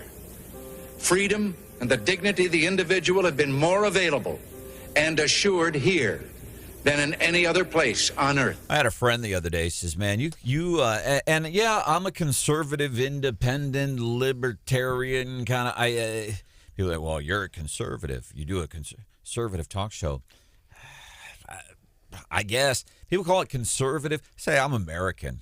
These are American values. Because some of those people, especially the politically unhoused, they get afraid of that term. Oh, conservative. No, these are American values that we like to practice. But this guy, who's a friend of mine, and we disagree on a lot of things politically. And he's like, boy, you conservatives really hang your hat on Reagan, don't you? And I said to him two things. I said, first of all, I said, labeling me strictly as a conservative is not completely accurate. And second of all, yeah, you're damn right. We still hang our hat on Reagan. You bet. And what he did. I mean, in my political acumen, in my political lifetime, and I was young, obviously, when he was president, but I knew that he was a uniter and he took over during a very ugly time during our nation's history. I mean, I remember riding in the car with my dad, who was sitting to my left this morning. If you're watching on the YouTube channel, you'll see him on to the right of the screen.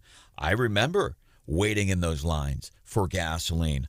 I remember that stuff. You know, the other thing I remember, Sarah, I remember being in the car with my mom and dad and us kids in the back seat. And they'd be smoking cigarettes, windows rolled up, and us kids would be in the back. No, you weren't. All right, coming up as we move forward, we're going to get into one of the most watched television events happening this week. And I was kind of surprised by this. We might open up the listener mailbag. I love your text this morning at 874-9390. We're going to do that coming up 8:10. Hitachi Energy, Jefferson City. Check out what they are doing. You know, there's a lot of jobs out there and they have benefits, but check this out. Hitachi Energy in Jefferson City. Benefits start day one. Pay starts at $21 to $25 an hour with a $3,000 phased signing bonus and benefits day one. Hitachi Energy not only inspires the world, you inspire them. So apply today in Jefferson City or online, HitachiEnergy.com/careers. Inspire your future. Inspire the next Hitachi Energy. They're inspiring the next workforce to power the world. And it all starts with the facility. Climate controlled, comfortable in all seasons. Not everybody around here can say that. Let Hitachi inspire the next step in your career. Hitachi Energy's pay starts $21 an hour. Apply today in Jefferson City or online, HitachiEnergy.com/careers.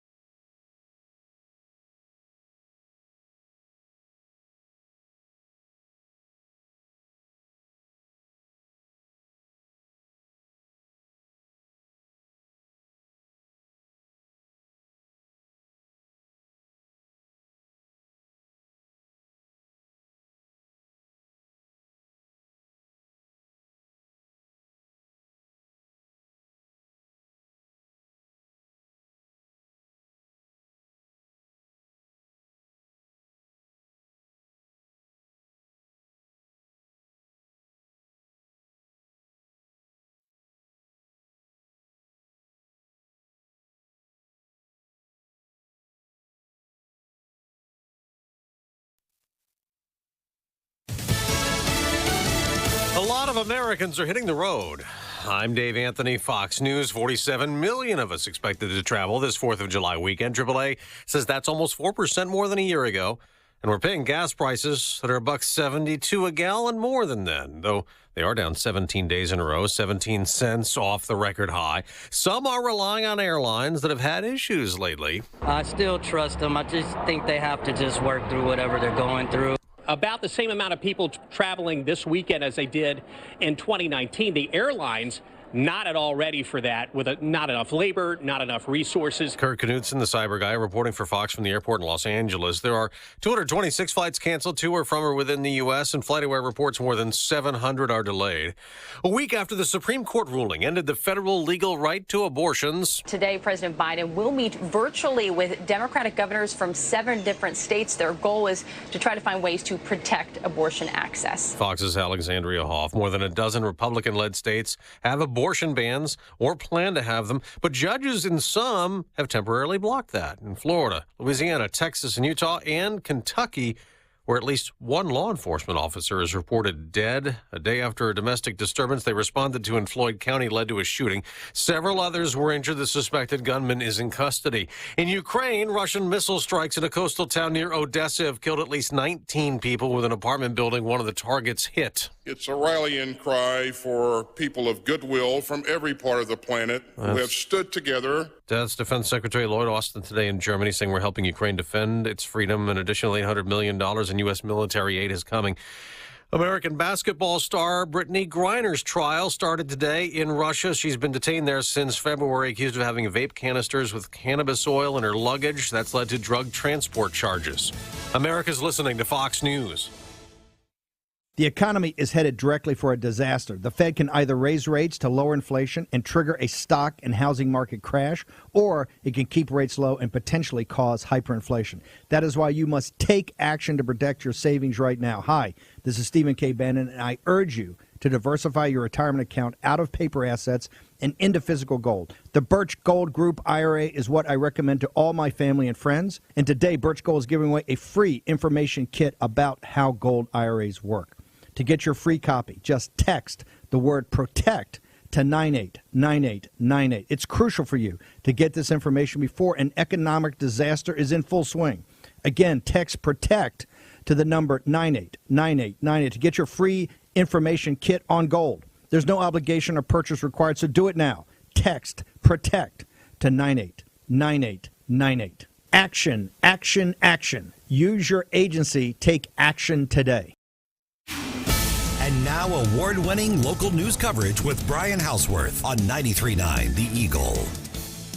93.9 The Eagle News Time with Robinson's Cleaners. It is 8:03 and Robinson's saves you time. Partly sunny skies. We're at 74 degrees right now in Columbia, and we're going to have a chance of rain today and throughout the holiday weekend. Every day has a chance of rain. Won't be a washout, but we're going to have rain on and off, and the best chance of rain is going to be tomorrow. We'll have a report from John Ross coming up here in just a moment. Good morning. I'm Brian Hauswirth. In this 8 o'clock hour, multiple lawsuits have already been filed in connection with Monday's deadly collision between an Amtrak train and a dump truck in northern Missouri, Sheraton County.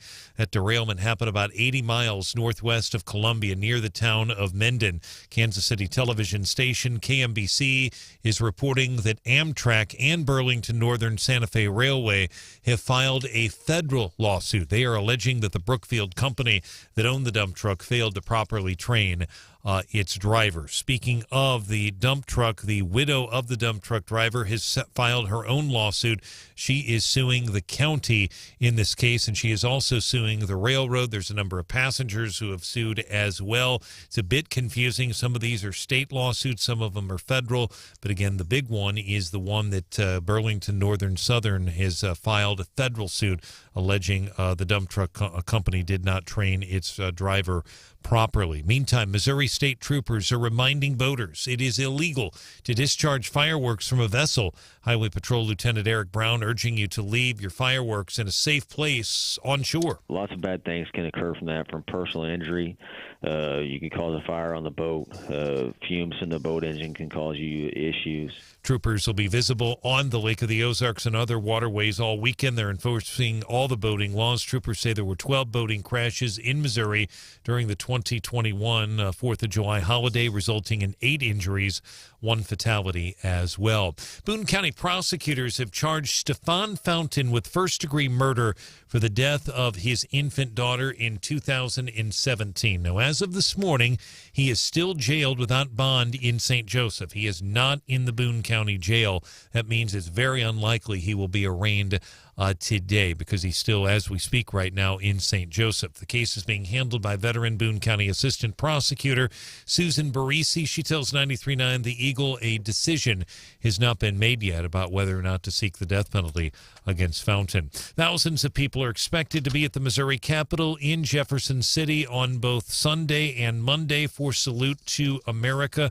One of the biggest events every year is the parade that'll take place Sunday evening at 6:15. A Route 66 car cruise is planned for Monday between 11 and 3 in downtown Jefferson City. There'll be kids' games on the Capitol lawn Monday evening at 5:30. Main event will be the big parade, the parade and the fireworks show. Red, White, and Boom Fireworks Sky Concert will start at 9:45. They will shoot those off from right behind the Missouri Capitol there in Jefferson City. You'll notice numerous American flags this morning as you drive on Highway 63 in Ashland.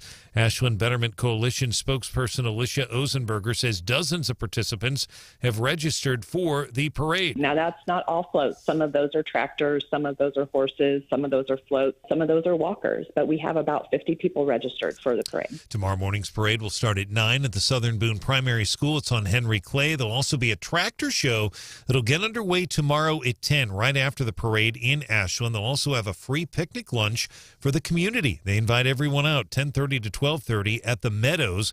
They're asking for a donation, a free will donation to the missions that they serve there at the church.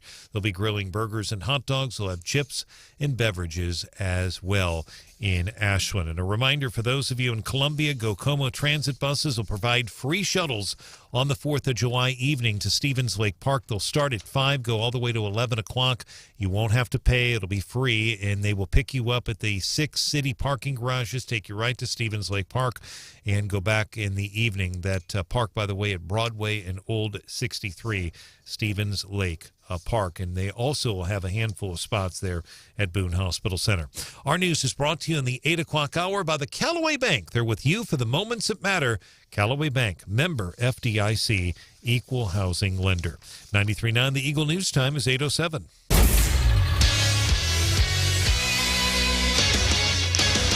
In sports, we'll start with Cardinal baseball. The Cardinals and the Philadelphia Phillies playing tonight.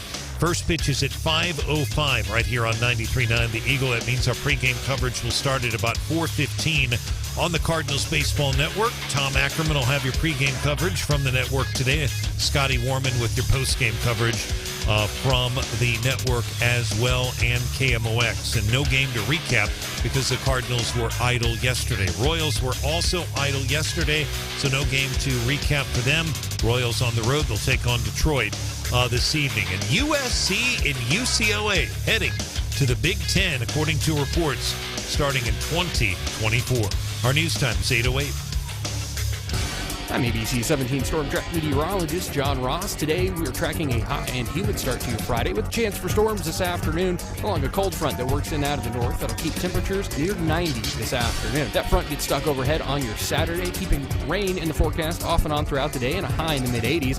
Warmer near 90 for Sunday. Continued chance for rain. Monday mostly dry, hot and humid though for the 4th of July. I'm meteorologist John Ross, and that's your ABC 17 Storm Track forecast on 93.9 The Eagle. John, thank you. Our sunrise at 5:47 this morning sets at 8:39. Here at 8:09, it's partly sunny, 74. 93.9 Eagle Eye Traffic. Traffic check, MidmoHires.com. Local companies are looking for local people. MidmoHires.com. I'm Brian Hauswirth. Our traffic check, just a reminder, a tractor trailer has basically hit the overpass on I-70 out near High Hill. That's that big hill Mineola Hill, if you will, in Montgomery County. It's a gigantic hill, and truckers have a hard time getting up that thing anyway. They will start working on that on Tuesday morning. They're not going to do it during the holiday weekend, so they don't want to impact traffic. But you look for lane closures both sides of the road on Monday, and that's going to cause a lot of traffic issues. Just be prepared for that. I'm Brian Hauswirth, 93.9 The Eagle. 93.9 The Eagle. What is happening? Broadcasting live from the Zimmer Radio Group World Headquarters. Great news for the American people. This is Wake Up Columbia with Branden Rathert, featuring Stephanie Bell, News Director Brian Hauswirth, and Hannah, the producer. This is why we listen to you. Get ready, pal. And now, here's your host, Branden Rathert.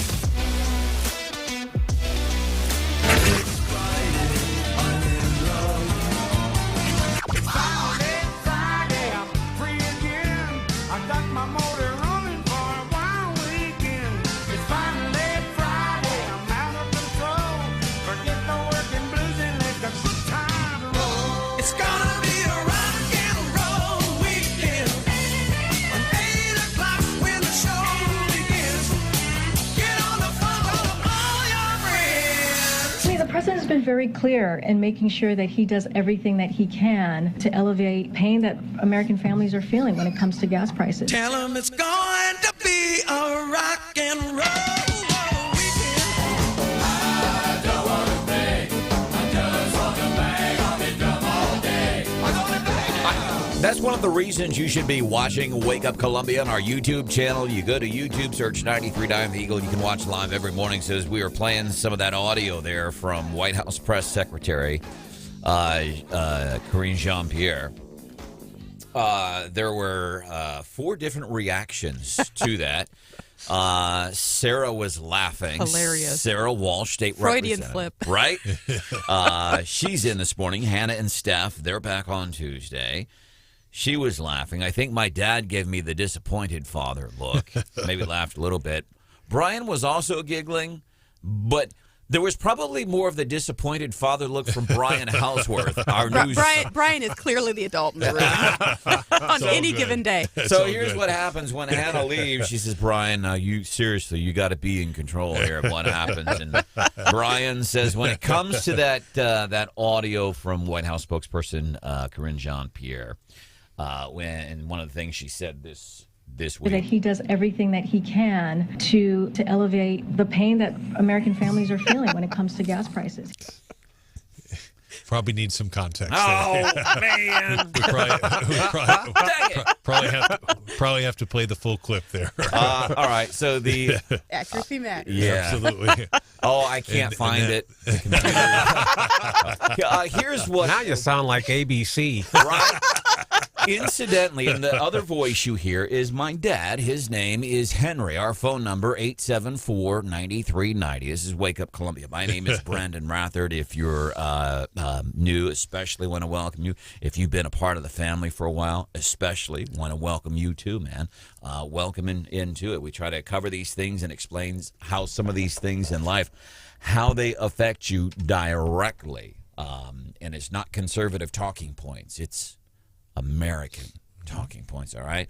All right, so Karine Jean-Pierre this week. Everything that he can to alleviate. So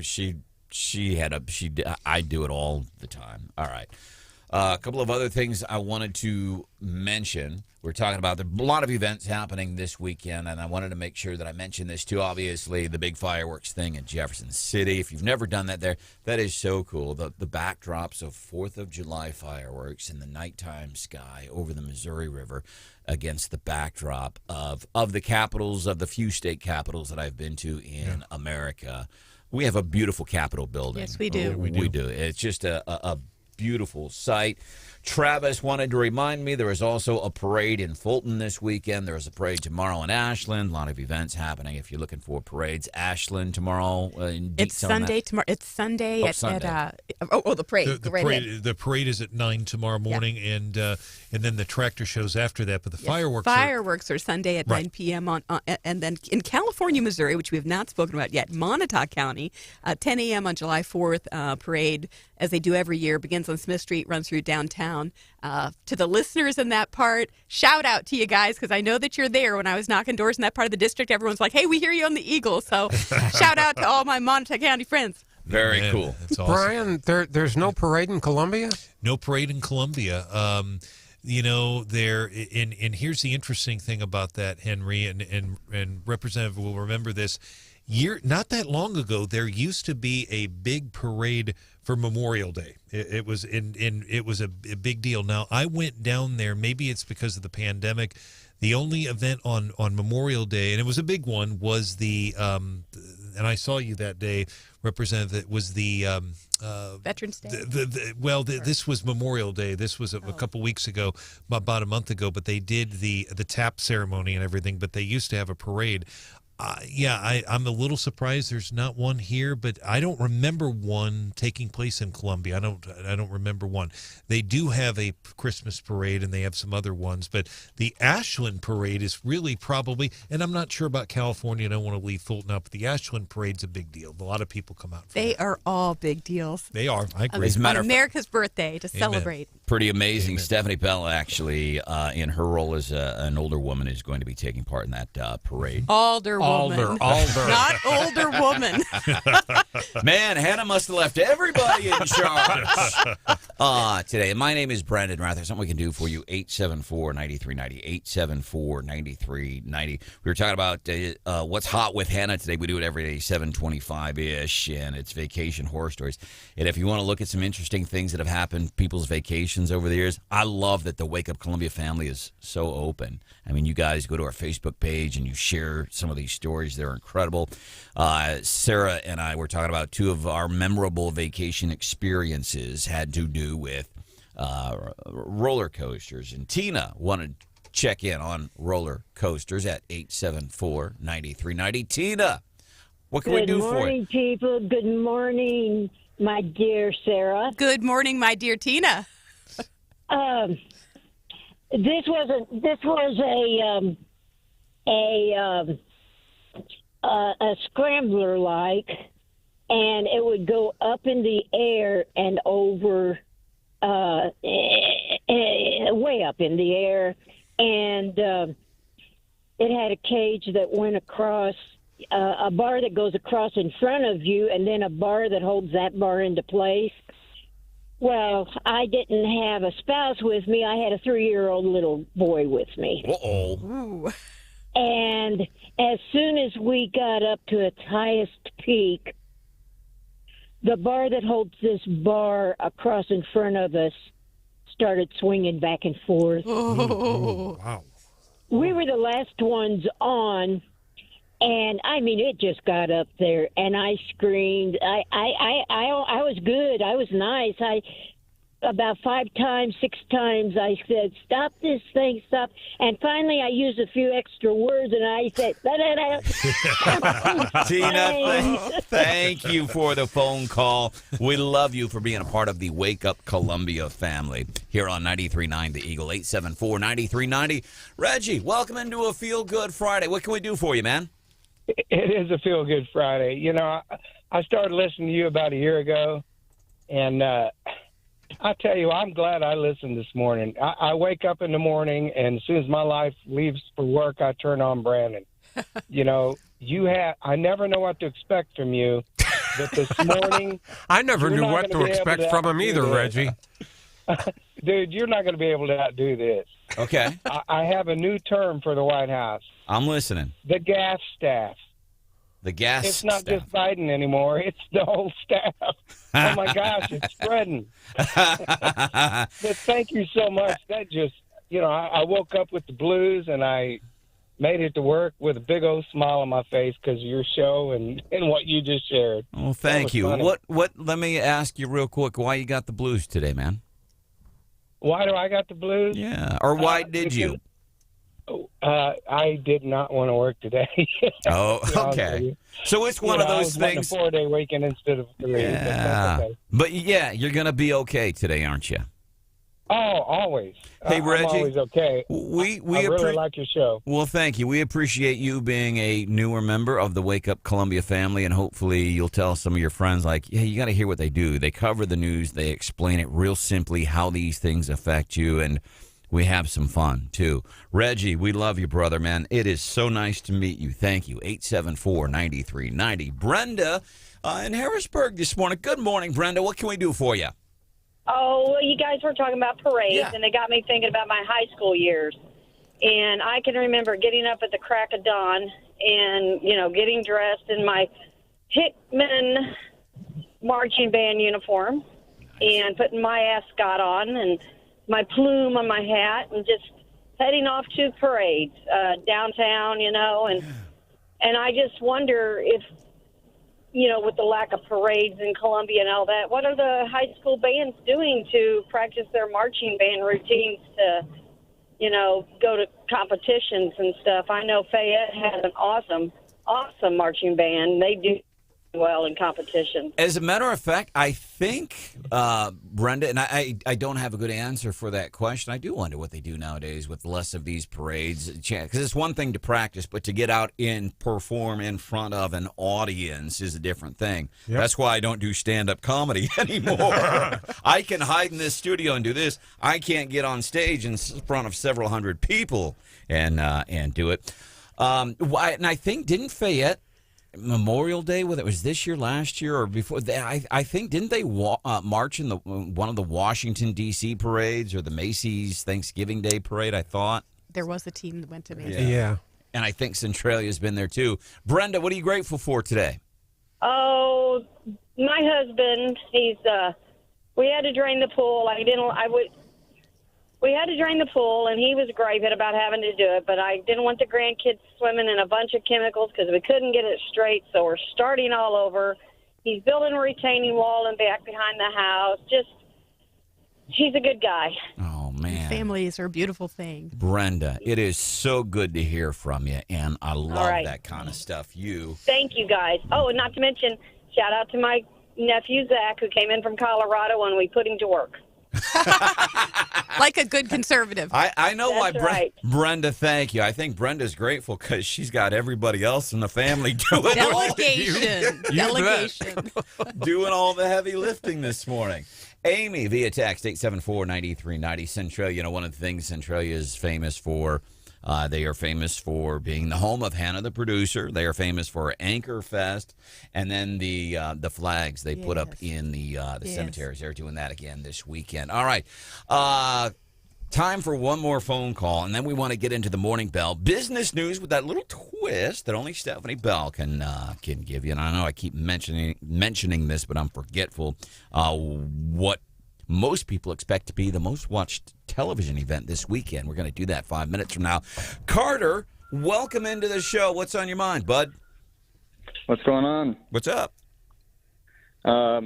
Just talking about our Bags for Bling fundraiser we're doing this weekend. Yeah. Ashland. Okay, yeah. Carter, actually, there's a big event happening in Ashland this weekend. Can you hold for about 5 minutes? Because I do want you to talk about that. Can you hold on? Yep. All right, very cool. Big event happening in Ashland. Ashland, I'll tell you what, it's going to be hopping in Boone County's second and third largest towns between Centralia and Ashland. Big event coming up, and Carter's going to tell us about that. Coming up about 5 minutes from now, business news, the biggest, one of the most watched. It's expected to be one of the most watched television events coming up. We'll do that about 5 minutes from now on Wake Up Columbia on 93.9 The Eagle. It's been 1 week since you looked at me. Cocked your head to the side and said I'm angry. 5 days since you laughed at me. If you suffer from joint pain, arthritis pain, maybe pain from a lingering injury, you know the traditional treatments, pain meds, and then maybe steroids. Now we're going to have to cut your body open and dig around in there. None of that sounds fun, and those are the old ways of doing that stuff. There are now new ways. Good morning. I am Branden Rathert for QC Kinetics. Let me tell you about QC Kinetics. They're the leader, nation's leader in regenerative medicine. So a couple of things I'm going to ask you to do here.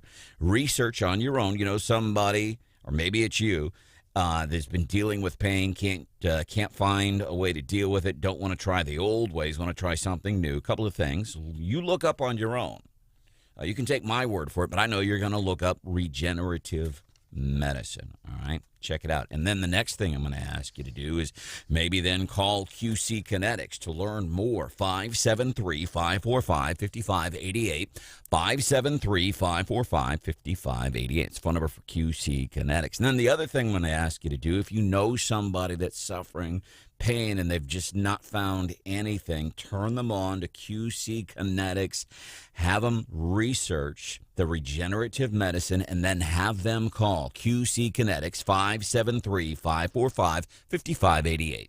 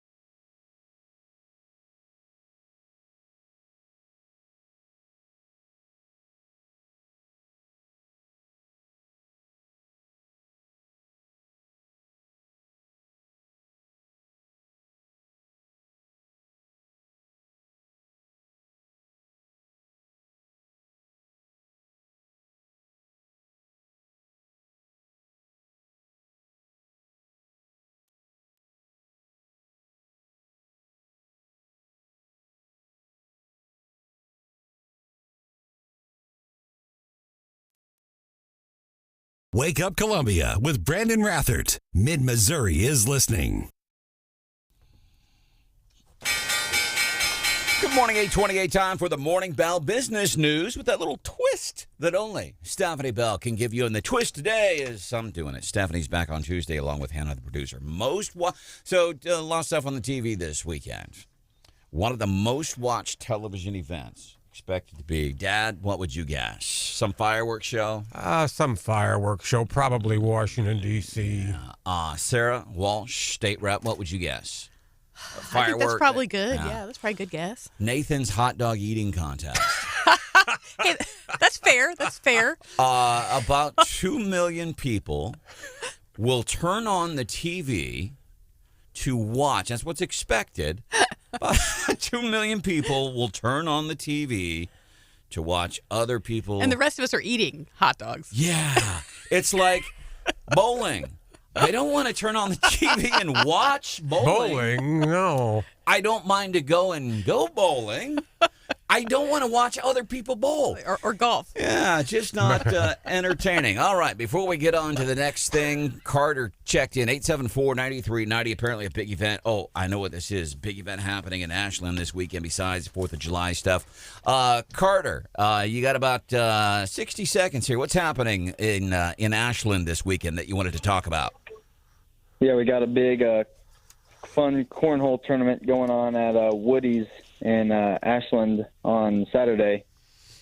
All right. It's $40 per team, and you get 2 people, and then you come compete, and there's 3 categories, the competitive, social, and youth. Okay. And if you win the competitive category, you can win $200. It's So to, this raise is money. Yeah, and this money apparently, man, Carter, thank you for reminding me this. But now, were you part of the ball team that this is helping? Yep, I was. I was a pitcher. Hey, let's and I give played second. A big round of applause. This is Carter. He's part of the state champion Southern Boone ball team that won a state championship And see you this at the year. Capitol during veto session. We're doing a special recognition on the House floor. Very cool. Carter, thank you for the heads up on that. That is happening tomorrow. Woody's Pub and Grub, $40 team, and those proceeds going to buy championship rings for these young men. How cool is that? ABC 17. Storm track forecast. Chances of rain tomorrow, the best chance. No rainouts, really. Temp's going to be about 81 tomorrow, 90 on Sunday, close to 100 on 4th of July. Right now, it's 76. Fox News, I'm Karen McHugh. A Russian missile strike on residential buildings in the Ukrainian city of Odessa today kills at least 18. Speaking during a ceremony at the U.S.-European Command in Germany, the Secretary of Defense outlines what Russia's war on Ukraine means. Putin's war of choice threatens more than just the sovereignty of Ukraine. It is an assault on transatlantic peace and security. Lloyd Austin in Stuttgart. North Korea says they know how the coronavirus came their way. The Hermit Kingdom blames balloons from South Korea for its COVID outbreak. North Korea's Epidemic Prevention Center reports a soldier and a kindergartner had contact with alien things in a town near the border in early April and later tested positive for the Omicron variant. South Korea's Unification Ministry disputes the claim. Fox's CJ Papa. America is listening to Fox News. And now award-winning local news coverage with Brian Hauswirth on 93.9 The Eagle. 93.9 The Eagle News Time with Robinson's Cleaners. It is 8:31 and Robinson saves you time. Right now we do have clear skies. 75 is our current temperature right now in Columbia. We're expecting a high today of around 93 degrees. There's a good chance, though, of showers, not just today, but tonight, Saturday, and Sunday. And I'm not seeing anything severe right now in the forecast, but it does look like tomorrow is our best chance of rain, and there are a lot of events, so be prepared for that. Make sure you have your umbrellas handy. Good morning, I'm Brian Hauswirth. We begin this hour with Columbia's police chief, who says the murder of Simone Daniels has been difficult for his officers and for investigators.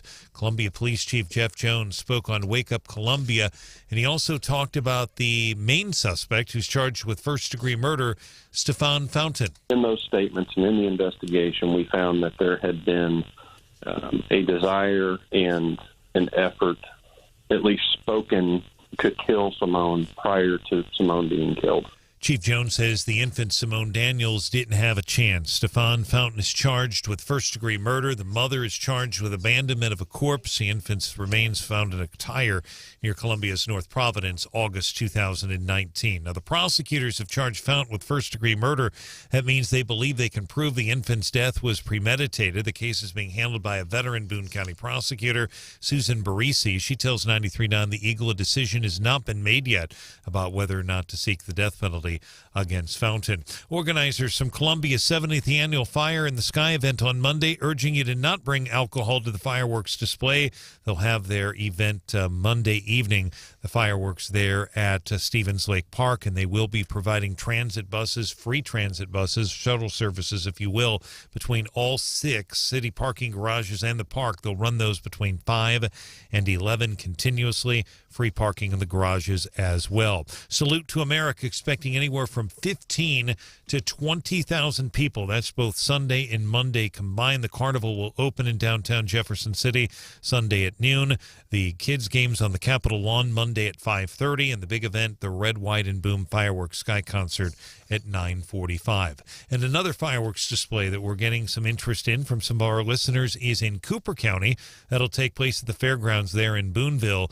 They will coordinate their music with the Spirit of 76 fireworks. It's a big event. People come from Boonville. They come from Bunston, Speed, all over for that event, and the concessions will be open up at the fairgrounds there.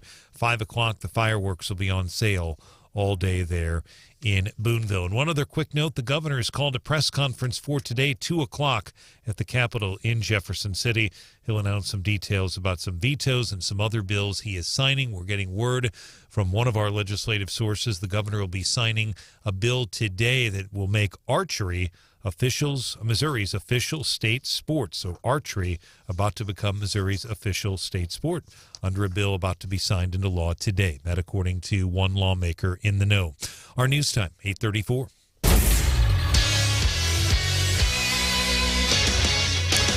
In sports, Cardinals in the city of brotherly love. They'll battle the Phillies tonight. Miles Michaelis going for a 6-win, 5-5, 2.57 ERA. First pitch, Citizens Bank Park, 5:05 on 93.9.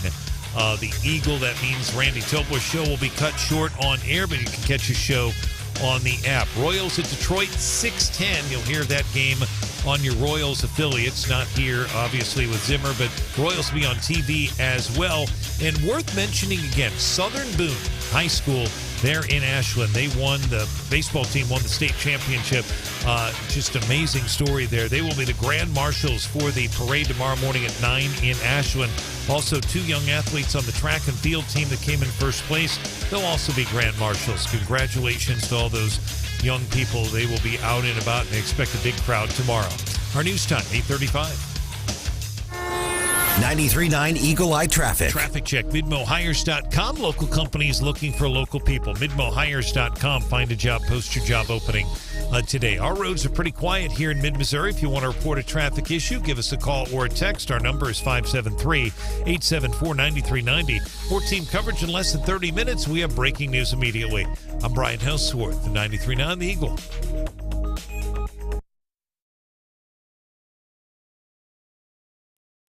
The radio station, 93.9 The Eagle. The show, Wake Up Columbia, with Branden Rathert, Stephanie Bell, Brian Hauswirth, and Hannah the producer, giving you news, analysis, and opinion.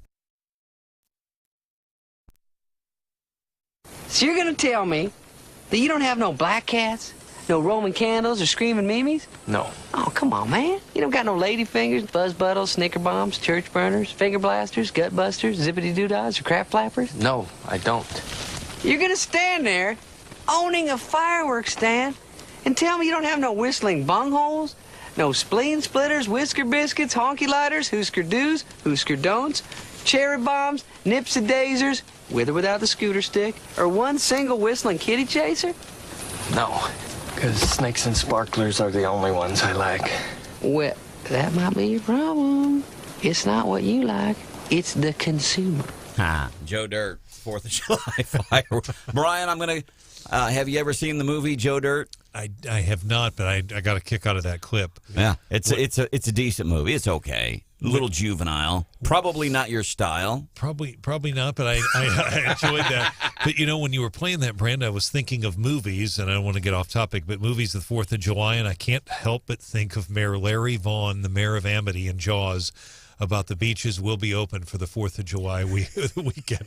Him wearing that suit in the movie. But, yeah, I think of the 4th of July, of course, when I think of movies. I think of Jaws because that was one of the first ones I remember seeing this time of the year. Brian Hauswirth, the news director for the entire Zimmer Radio network, and I just wanted somebody called and said, "Are there any parades in Columbia?" As far as I know, I told them no, but there's not any parades. Okay. No, that's not in Columbia, but not in Fulton, Columbia, Ashland, and other parts, California. Right. A lot of things. Yeah, that's happening. a good question. Good question. We're getting. By the way, Sarah Walsh is with us on the show this morning. Good morning, State Rep. So off the text 874-9390, and I think I know the answer to this. Does your term run until December 31st, or does it run until the next legislative session starts? That's a good question. I think probably, and I need to find this out officially, but I think it's probably technically until the next person is sworn in. Okay. So there's probably a couple days into January. Yeah. But I mean, by all intents and purposes, I mean, veto session is our next business, and unless there's a special session called, it's just constituent constituent work, and so I'll be myself as well as my assistant Angela Brandstetter, who's doing a fabulous job, are here to serve constituents down through the end of the year. It's a great question, by the way, because I've asked that question before, and I've not gotten a good legal answer.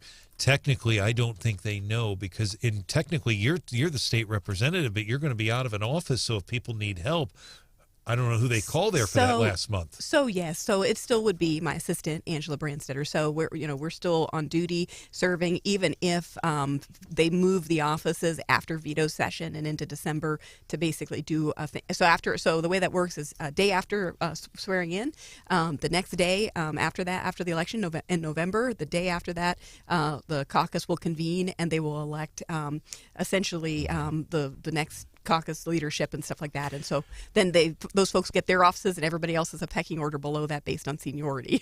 So my dad is part of the show today too. His most folks call him Brian Hauswirth, and Sarah, they call him Henry because that's his name. I call him Dad. He's joining us on the show today. Yeah, good morning, everyone. I've had a good time today as usual. And by the way, Brian, my 4th of July movie is Independence Day. Man, that's right. And you've done a great job too, Henry. There was I don't know if you ever heard this. Sarah, can you cover up your ears? Because I have so much respect for you, and can you cover up your ears? If I got to do that, you shouldn't say it. So Independence Day, that had Will Smith and a bunch of other folks. They're going to save the world.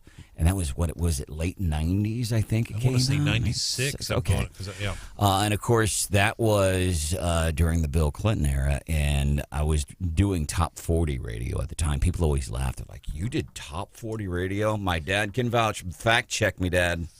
Top 40 radio. It's the truth. But we did a spoof of the Independence Day movie trailer, and it was Bill Clinton's voice, and it was called Indepants Day. Sorry, that sounds like something you would do. Yes, indeed. Sorry, Sarah. That's why. Brian, no comment either. I can't comment. And this is why, hopefully, if you get the opportunity, this is why you're watching on YouTube, because you see the reactions of everybody. You go to our YouTube channel. It's 93.9 The Eagle. You can watch on there every single morning. You can also watch on our Wake Up Columbia Facebook page. Steph and Hannah are going to be back here on the show on Tuesday. Monday, it's the best of Wake Up Columbia. I love whenever we do that for two reasons. Number one, I get to sleep in. And then number two, it's just all the really good stuff. And before we move forward, kind of one of the things we've been dabbling in this morning as airlines are saying, hey, listen, this weekend, if you're flying, there's a possibility. Like, we have a possibility of rain throughout the 4th of July weekend, mostly tomorrow. There is a possibility if you're flying, there's a possibility your flight could be delayed or canceled. They're already prepping for that. So we've been talking kind of some vacation horror stories and things like that, things we've done on holidays. I wanted to bring this up real quickly because even last year, as this was happening 1 year ago, I remember as it was happening, number one, I was honored to have been invited, and I was honored to be there. And it was probably, as far as I recall, probably my favorite 4th of July ever. And Sarah didn't know I was going to do this, but Sarah Walsh had invited me to a big event, somebody's farm or something. Yes, in Southern Boone. Yeah, in Southern Boone. Englewood area. Actually, there's a family that invites the whole community to their backyard for a beautiful 4th of July event. And I was honored that you had invited me, and I'll tell you why I enjoyed it so much. It's on a pond, and there's like 100 people there, and there's kids running around with sparklers and it was just, I have not. It's America. Exactly. Yeah.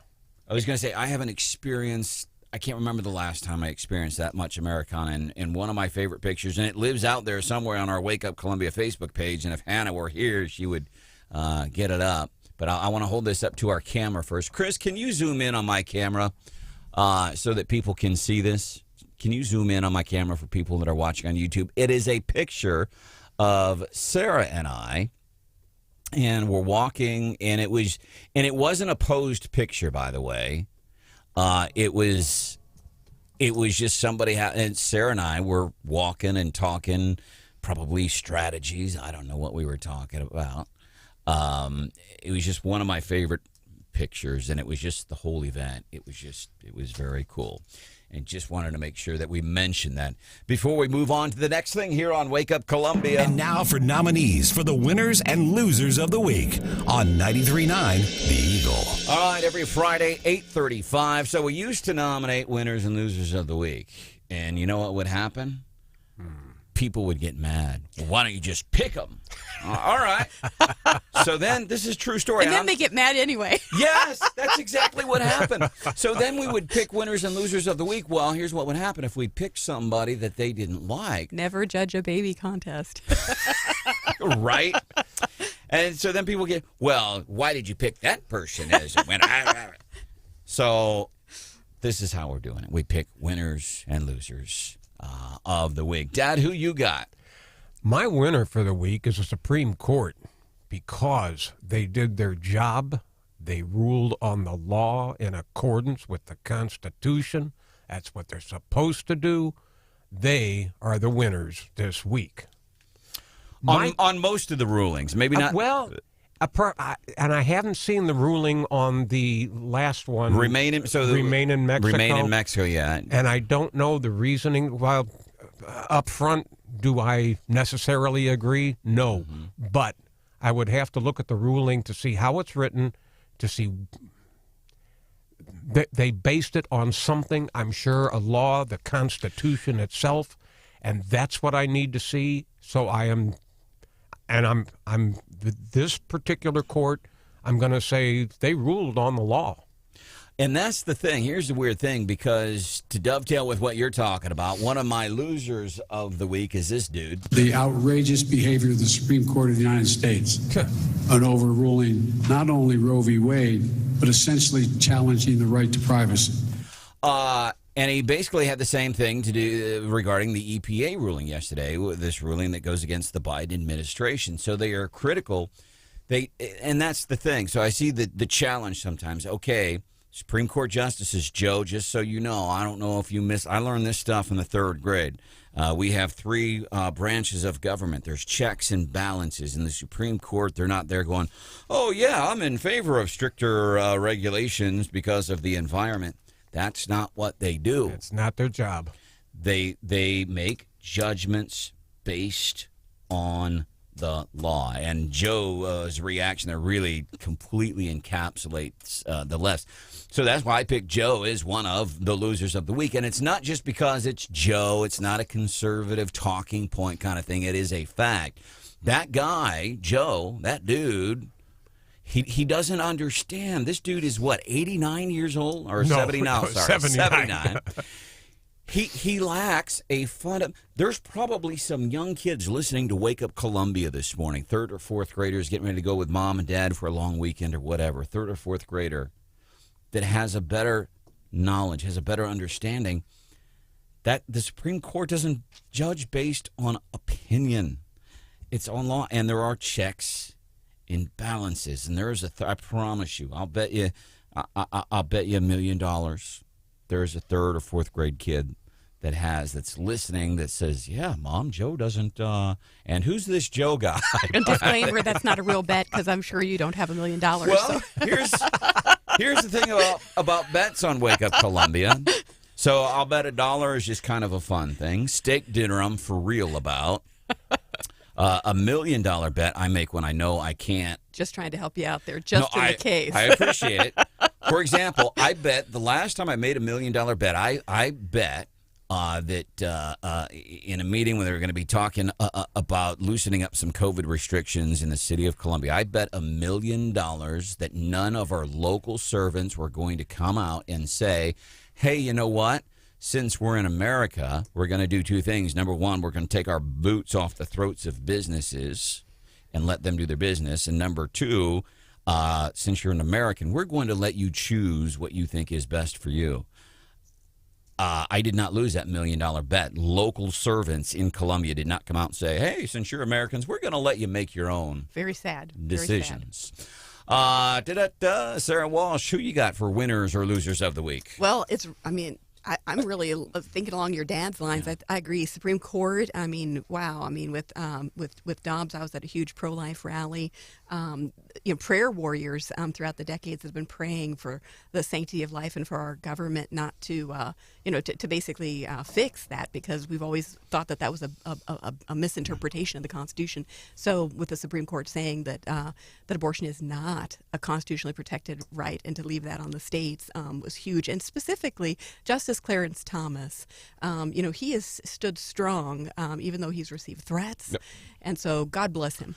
874-9390. I want to make sure I mention this. Sandy nominated, she says, the entire town of Mendon, Missouri and Sheridan County. Really, we should nominate all those folks where the train derailed earlier this week, and folks like coming almost literally out of the cornfields to help those folks on the way from California to Indeed. Chicago. And we do got some more, but we're running out of things, running out of time here. The things that we are running out of are minutes. Those are the things we're running out of. But I'd rather talk with Kathy real quick here on 93.9 The Eagle. Good morning, Kathy. What can we do for you? Good morning. Well, I applaud your winner for the Supreme Court. However, I do not think that a third and fourth grader in today's society here in America in government schools has that grasp, because I do not believe, probably for the last 10 to 20 years, they have actually taught American history and the Constitution. So I owe somebody $1 million. That's what I hear you saying, Kathy. And Kathy, I'm afraid that you're probably right. When I was in the third or fourth grade, I don't know, 60 years ago, 65 years ago, it was probably true.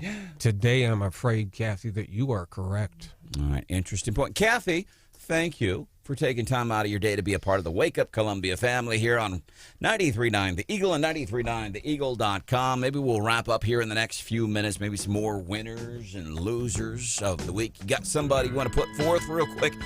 Text it. The more localer, the more importanter. 874-9390. I've seen the bright lights of Memphis and the Commodore Hotel. 75,000 miles.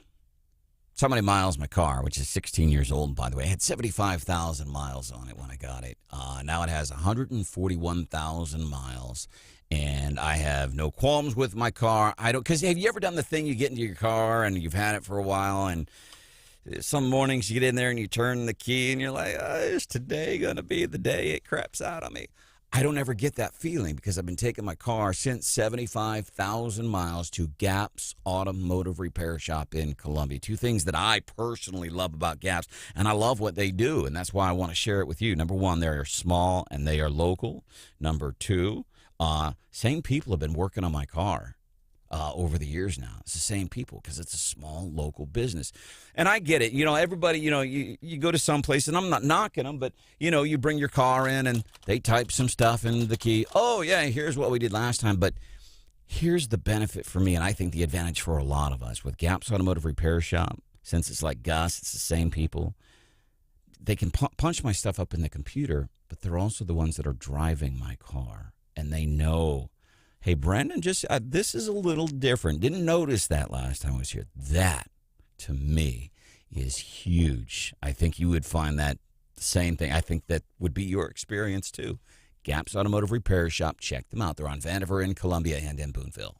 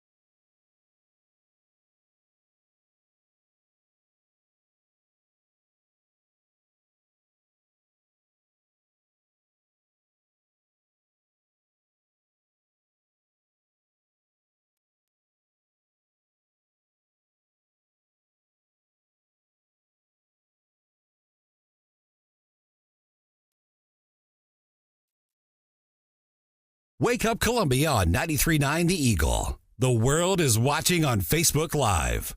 Are you?